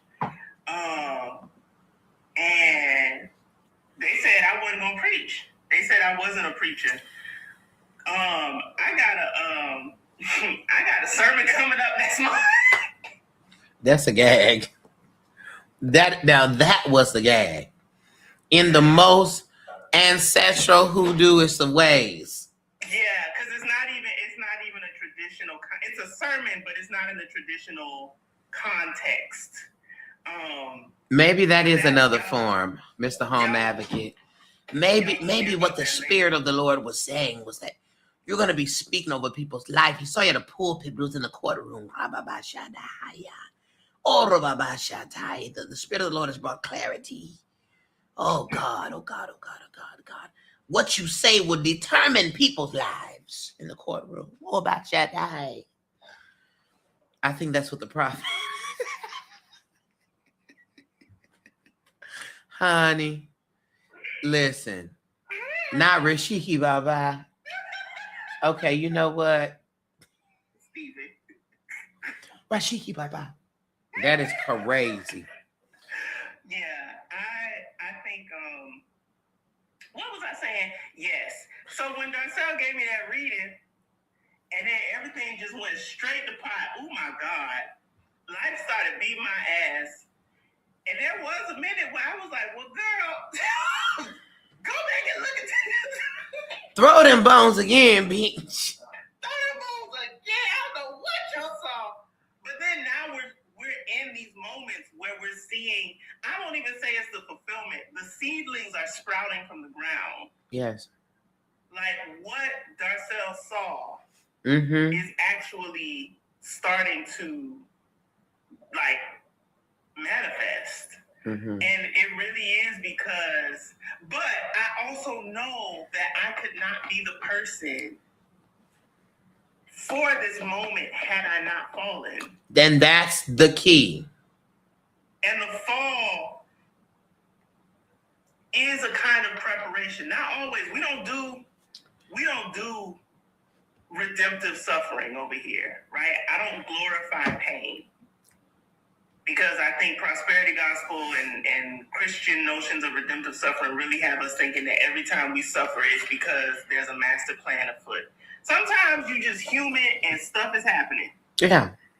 Sometimes you are made of flesh and you got cut. Sometimes That's right. You got an open heart and your feelings got hurt. That's life. Yes. But this was one of those moments where it was like, oh, this was actually a setup. This was a moment in which things were being set in alignment. Yes. And it's often it can be very disorienting. One of my favorite I don't know if I ever told you about the tornado. One of my favorite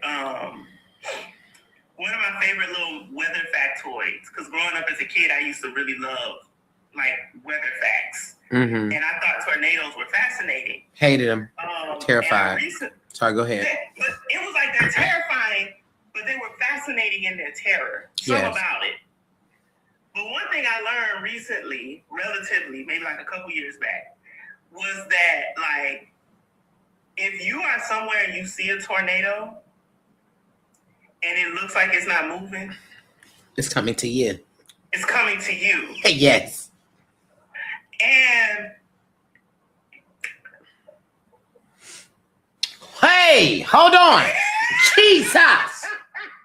Rubber sheet t-shirt.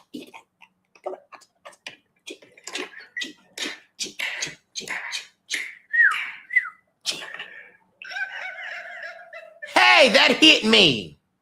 Okay? That hit me.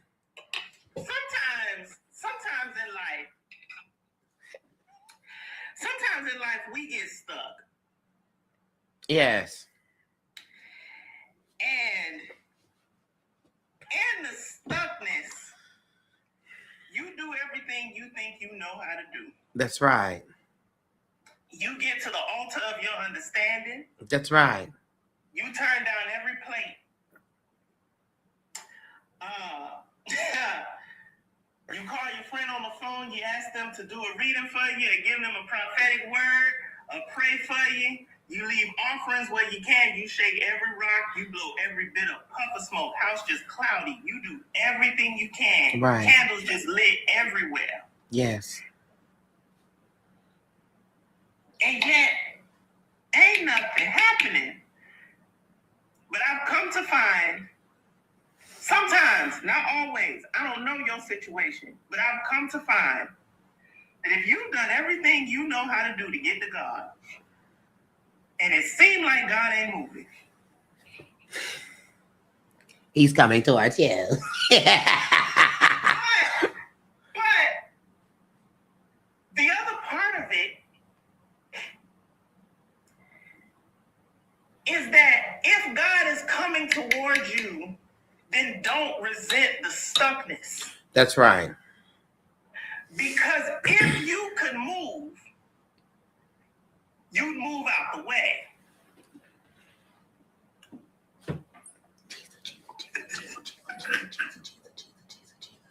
Come on. So you keep saying, God, get me out the way. God, get me out the way. Yeah. And God is saying, but if I got you out the way, you would think you don't understand that your stuckness is actually alignment. Correct. See, the reason why you can't perceive the movement of the storm, yes, is because you are in such a perfect position that your eyes can't even perceive the motion. yes. So the stillness actually means your stillness and the stillness of and God's stillness are actually meaning that y'all are both in position. That's right. That's right. That's not always the case. Sometimes you might need your little blockbuster. Sometimes you might need to cry all night long. Sometimes you might need a little help. But there are certain seasons when you think God ain't moving. And yes. God is headed your way. Directly. I love that. That's a mighty word. Truly. A mighty word. And I love that because as such is chaos. Yeah. We have such a negative perspective of chaos. Not this, John. What do you do when you've done all you can? No, we don't need the spirit of Don McClurkin in here.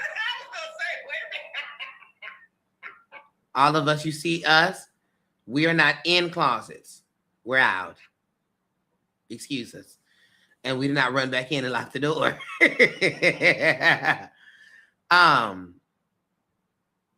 Chaos. We have such a negative view of chaos and chaos breaking out. But what we don't understand is to the understanding of the storm.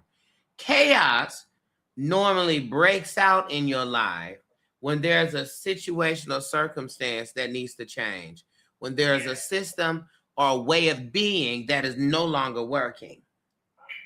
And so the storm is going to come and tear all this shit down.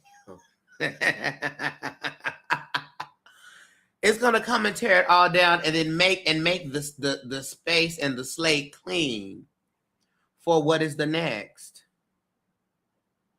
And I live for that. And I think that's the beauty, though, of that tornado. To your point, if you could move, you would. And you'll move right on out of the way and miss what it is that you are meant to receive. Mighty God, mighty.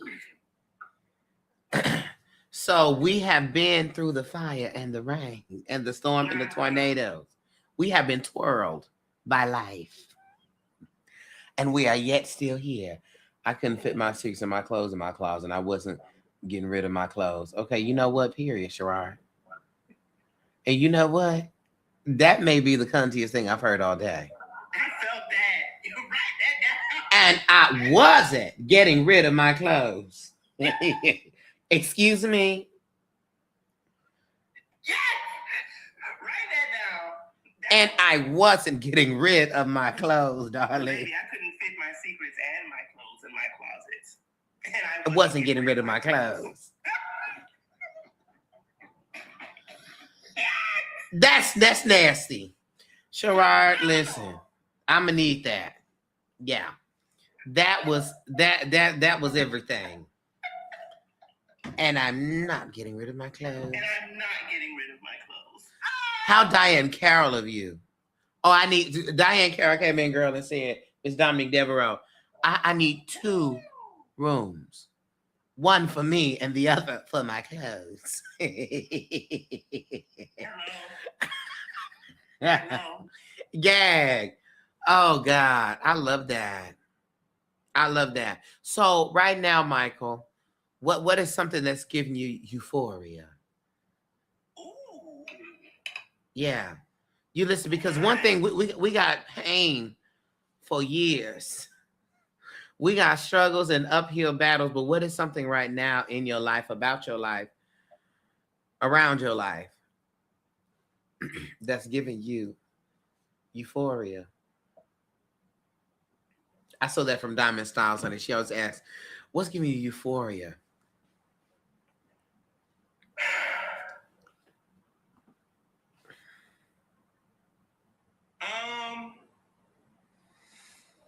I think one of the things that I am enjoying. Oh, I almost got caught up. Hold on. Now, you know we stay full here. We stay full. Where is I good? I almost got caught up. We stay full.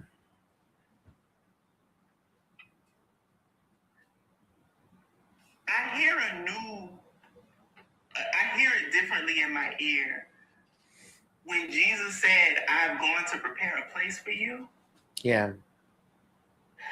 Because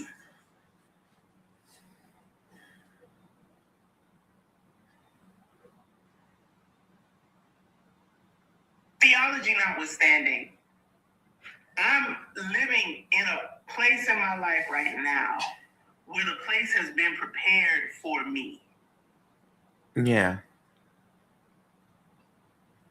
I am just, ain't even gotten the house good, but I've just touched the first step up to the porch into the life of the writer that I have been designed for. Yeah. But not just a writer just in the sense of like just being a writer, just, doing it because I'm good at it. Yeah. But this is a really spiritual thing for me. Yes. And I'm finding myself in a space where the work of the word and the work of the spirit are so abundant for me right now. Like, I feel like me. And I got a life that can hold that. Yes. And that is, I can't count how long and how much I've yearned. Not even knowing fully how to describe it, but I'm here in this space where I am who I am, and I'm getting so much of a divine yes to that. And I don't feel this urge to package it. There are moments when I can package it if there's a specialty that I should offer, but I don't feel this urgency to define it because the real offering is me. Yeah.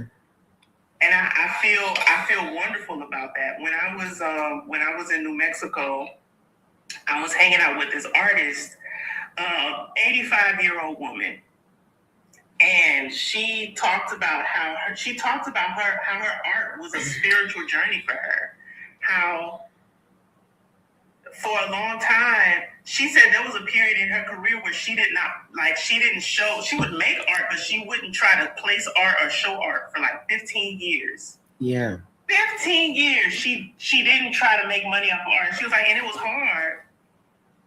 But I felt called away from doing that because I needed to reconnect with the nature of my craft. I needed to reconnect with myself. And she said to me, but to us, she was like, don't ever lose sight of the art. Don't get so focused on producing that you forget that you are an artist. And making and producing are two different things. Yeah. Yeah. And there are many artists who do a lot of producing, but not a lot of making. That's right. That's right. And she had mentioned at one point that she went up to New York City and she saw this Salvation Army Santa outside. But he was a stark black man, like deep dark skin. And he had on a cotton white fake beard. And he had on this red. And she said that she looked at him and just something about him struck her so bad. So she said for a while he was all she could paint. Like she made these paintings over and over and over and over of him. And then she said even after that point, for years, the only colors she could paint with were red, black, and white. She said that if she tried to paint with any other color, it would disgust her. Yeah. And so she could only paint with red, black, and white because those were his colors. And I don't know, something about it. Because she talked about how she pulled heavily from so many mythologies for her work. So I went up to her and said, hey, let me ask you a question.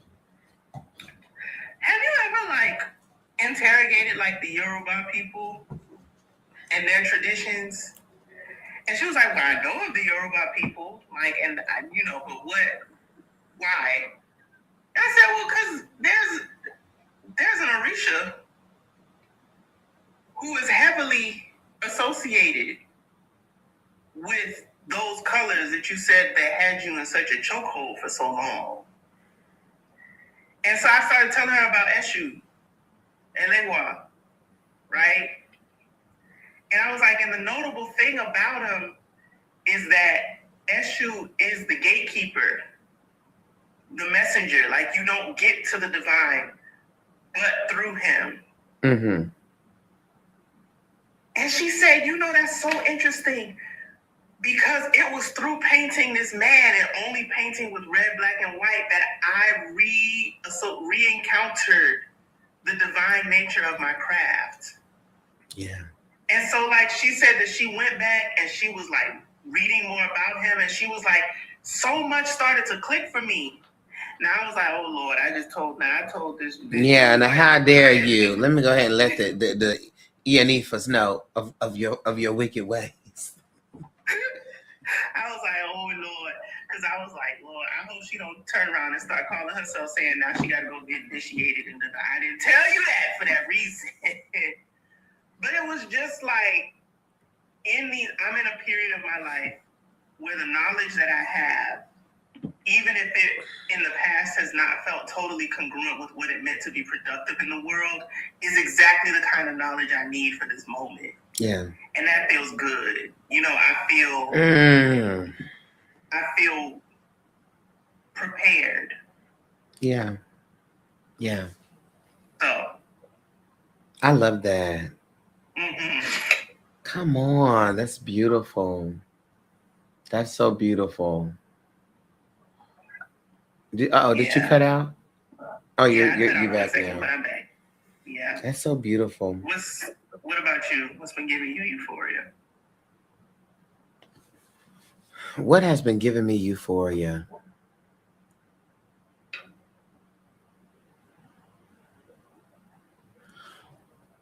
My man.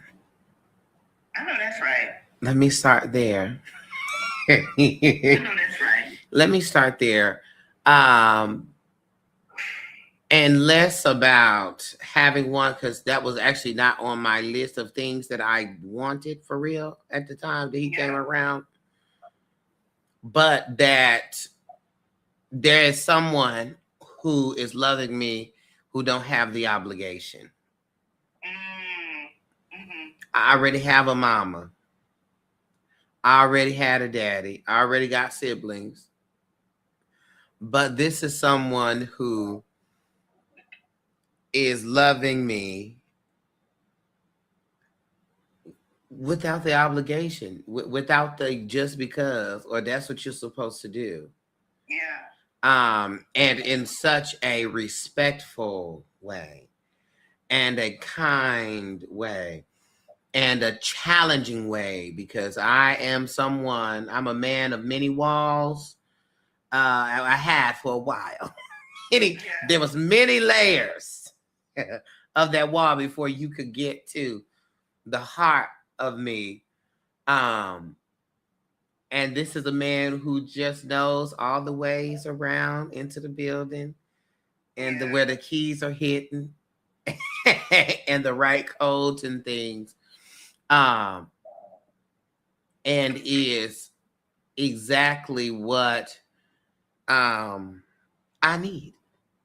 Yeah. And so that is something very euphoric about it going on in my life, that part. And I think, I have had some recent health challenges that has successfully reminded me of what I know. And I too felt prepared for what I experienced. I too felt that life had been setting me up with the knowledge, with the affirmation, with the prayers, with the healing, with the theology to be able to weather this particular type of storm and understand that the storm is not here to destroy. Yeah. Right? But there is a sacred process of transformation that happens in this time. And I'm grateful to know what I know and to be right about what I know.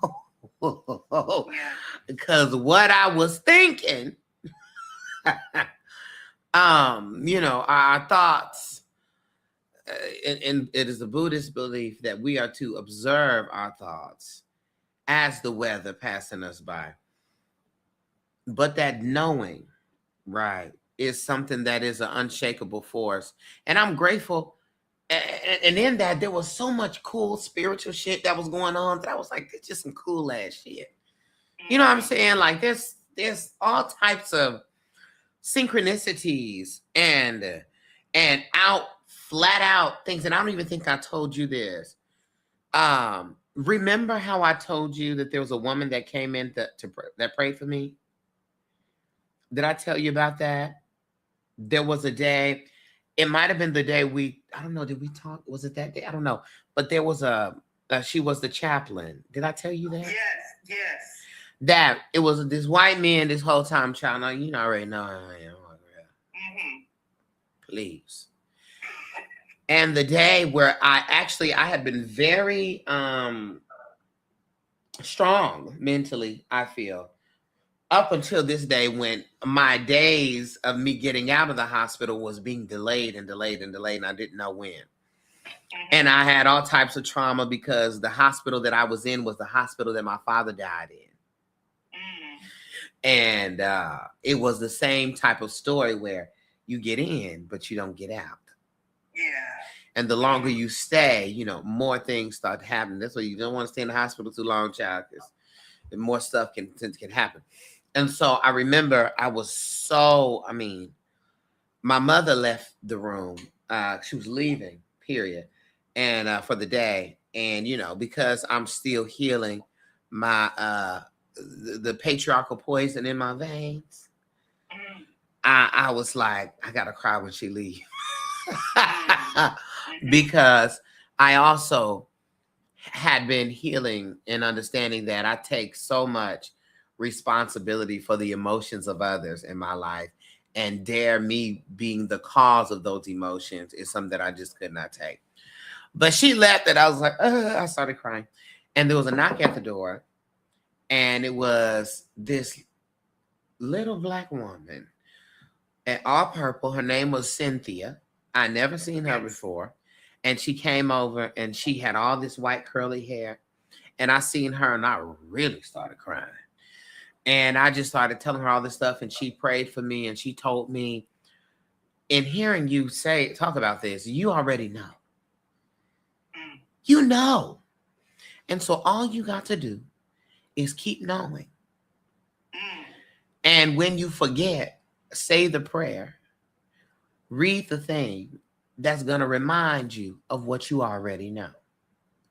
That's it. She also told me that you are allowed to be overwhelmed. just one of the things that you experienced was too much. You're allowed to be overwhelmed and you need to cry. If you need to cry, go ahead and cry. That's what you got the tear ducts for. Yeah. In fact, half of the reason why you're probably going through this because you ain't cried enough. And so I received that. And then she left. After she left, my mother called me and said, I just got done speaking to your nephrologist. And they got everything set up and you're going home tomorrow. And I never saw Cynthia again. Ooh. Now, before this whole ordeal happened, I got a reading from a friend of mine named Dr. LaCara. Do you know Dr. LaCara? Yes. Yes. She's a medium. Yes. And she was telling me about a whole bunch of stuff. And then she told me about my great-grandmother was coming through. My great-grandmother, Mama Lily, who I call her, was coming through. And she just wanted me to know that she was there with me. And this is before all the hospital stuff. And baby, I got good and out of that hospital. And I recall my sister years ago, maybe it's like 2006, when she was sick in the hospital. She said a little black woman came into her room that she had not seen before and put her hand, and she had gray curly hair, and put her hand on her chest, and my sister went to sleep. And then shortly after that, she had got better and was getting out of the hospital. And the more that I sat there and thought, I said, now, wait a minute. This woman was in all purple. I created ancestor cards in honor of my ancestors and for divination. And I have my card here that I made of Mama Lily.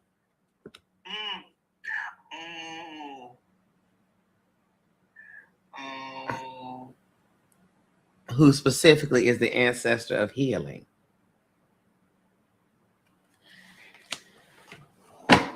It's some cool ass shit going on here. And I was like, and when it hit me the other day, oh, I was crying. I was down. Because, again, you talk about what is giving me euphoria, is that I know what I know, and I know that my people are not dead. And I know that my people are with me. And I know that there's some black ass shit going on. There's nothing you can do that will stop me from it. Nothing but death will keep me from it. Nothing but death. Yes. And so, yeah, I was like, that's this. It's the same thing. And I'm grateful of the patterns of life, understanding that there are patterns and that there is a flow to this thing. And everything just ain't all over the place everywhere. And what are you researching, Michael? Because you're going to bust me inside my head. I already know. No, I just, when a name comes up, I have to make sure that there's nothing of note. Yes, her name, Lily Laura, Mama Lily. Lily Laura Billups. We say her name. Lily Laura. She had 16 children. And she also raised her children's children. Her grandchildren. And nobody got sick. Not a cold, not nothing. She would go out there, get her herbs, lived off of the land, made her medicine, and gave it to the folks. And the kids are well. She would take spider web from the corner, put it in wounds, and the children were well. And the wound would heal, and there wasn't an infection in sight. Listen, daughters of the dust. Hello. Hello. Mothers of the mud. Well, I looked up the name lily is associated with the flower. Mm-hmm. And the flower typically has been, well, let me double check. Come on, work of the word. We need this. I just want to know. I just want to know. Mm-hmm.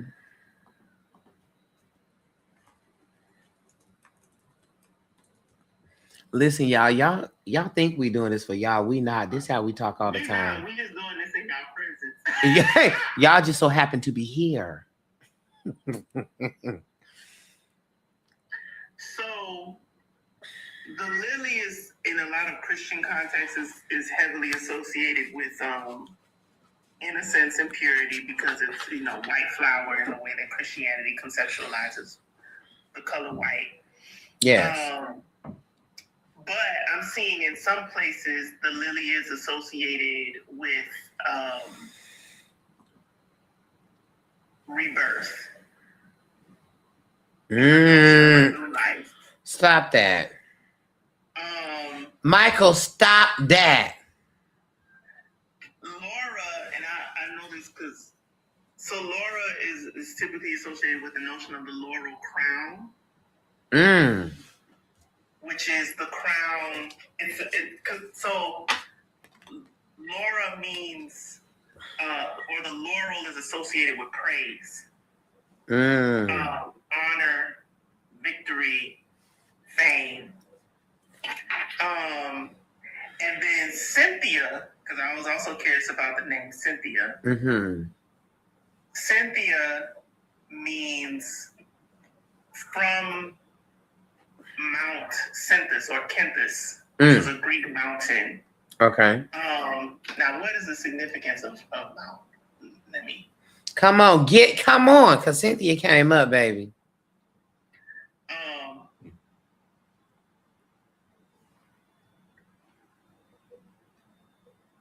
In Greek mythology, Artemis and Apollo were born on this mountain, having been shunned by Zeus's wife Hera, who was extremely jealous of his liaison with their mother.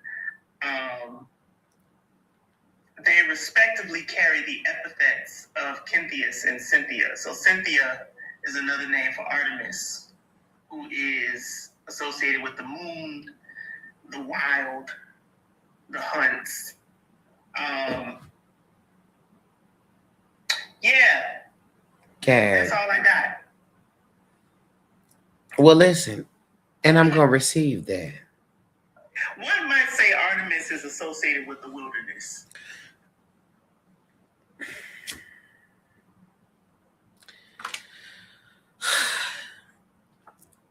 And Christianity try to keep this away from us. You try to keep it. But we got it back, baby. I love that. Well, because we can see God in all of these things. We can see God in all of these things. And we are looking for God in all of these things. Excuse me. Wait. Artemis, Cynthia, another name for Artemis, right? Artemis is associated with hunting, the wilderness, wild animals, transitions, nature, vegetation, childbirth, care of children, and chastity. Stop that. Stop that.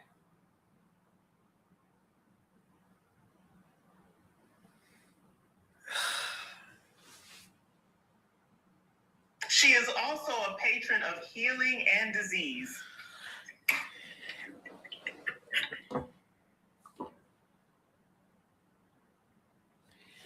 Michael.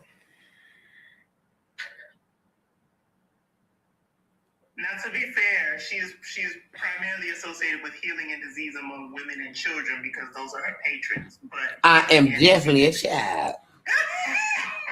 And I am more lady than others. And didn't you say,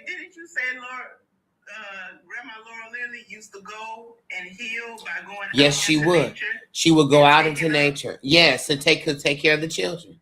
She would get the herbs and she would get all the things and make the medicine. Yes, she did. Uh-huh. She also had asthma, would make her own blunts, honey, of mullein and all types of things. Yes, she would. Mhm. Yes, she would. Wow. Which is just another example of the divine interconnectivity of everything. That's so wild. Mhm. I can't take this. This is what we do, y'all. We get on here, and there's also a shady key portion that we that's for us. That's for us. That ain't got nothing to do with y'all. That has nothing to do with y'all. That's for us. And that takes up at least 3 of the hours. But one of the things that I love about us, see y'all, and now that y'all have experienced this, I've been trying to convince Michael for a long time. I said, babe, we should do a little podcast, girl. We need to do a little podcast. But you see, but now here's the thing. I never talked to Liberated Michael about that. Hold on. I never talked to Liberated Michael about this. The Michael I talked to about this was in shambles. Oh, was just so shambly and meek.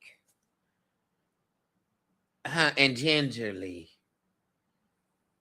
But this is Liberated Michael now.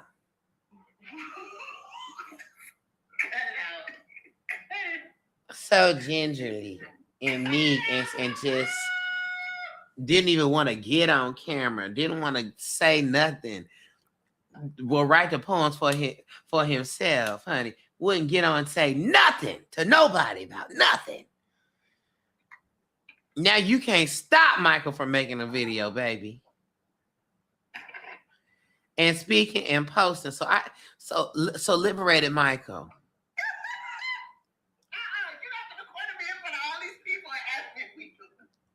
I'm just saying, I know that in this time, certainly you are more open now than you were before. And it can be low stakes. We don't gotta do every week.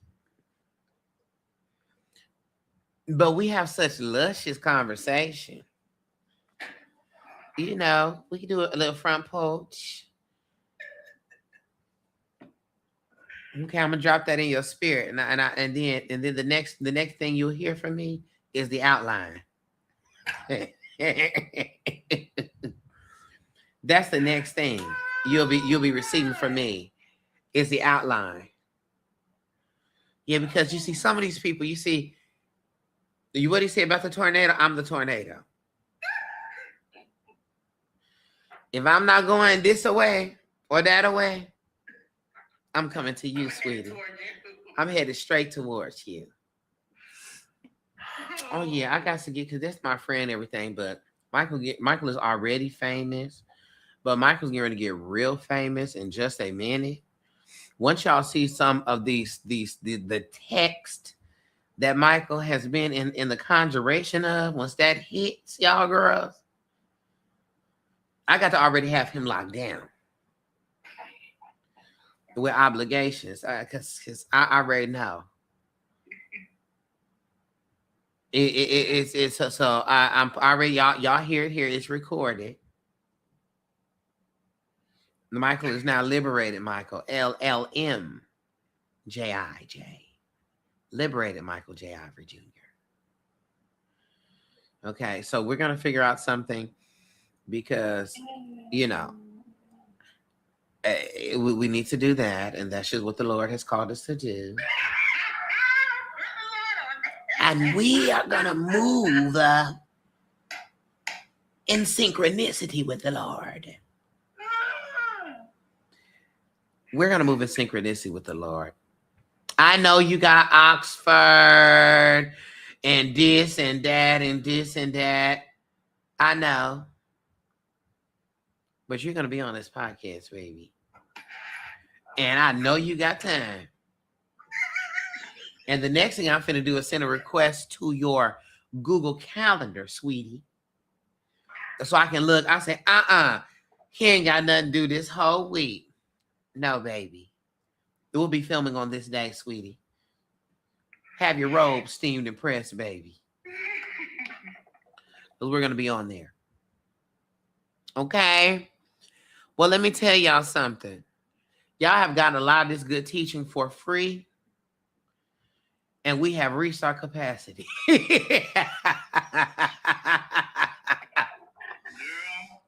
This is definitely one of my good sister friends who I said Happy Mother's Day to. I said Happy Mother's Day, Michael. Honorary church mother. I am. MOTHER and MUVA. Honorary. And I had to say it right back because Darcel has mothered a movement. I have. Witness tied around, looking like you finna go to the manger. I'm going straight to the manger. I gotta check on the baby. Y'all got this baby out here with his head all out. It's too cold for him to be out here with his head all out like this. Okay. I'm going straight to the manger. All right, good people. Well, listen, y'all better go follow Michael. Stop playing these games. You should have followed him already. And like I said at the beginning, if you don't know him, you will know soon. Okay, and you better know now. Where that baby socks at? That's why I'm saying when y'all want us to be Israelites so bad, and I'm gonna say this, I'm gonna get off of this. The manger scene would have went very different. First of all, we wouldn't be out there.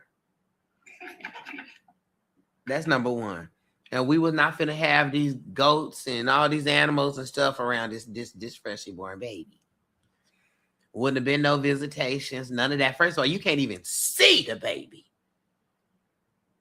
No, thank you, baby. Freshly born, please. That went very different. Random grown men come around to see my baby. Oh, no. No. The wise men wouldn't have stood a chance. We don't want no gift. First of all, how did you even get over here? How did you even get over here? Who are you? And how did you get over here? I'm screaming. Okay, y'all. We're going to go ahead and let y'all go. Like I said, y'all need to have follow Michael. Okay, and go in there and get you some good old life from all of the wonderful words that he lays upon. None of this was written. This is just off the dome. Okay? And then prepare for our podcast coming this summer to available on all platforms. Sounds great. All right, Michael. I love you much. You have yourself a good night. You do the same. Go and grease yourself up before you go to bed so we can keep ourselves young and supple. My God. All right. I'll talk to you later. I will talk to you later. All right. Bye.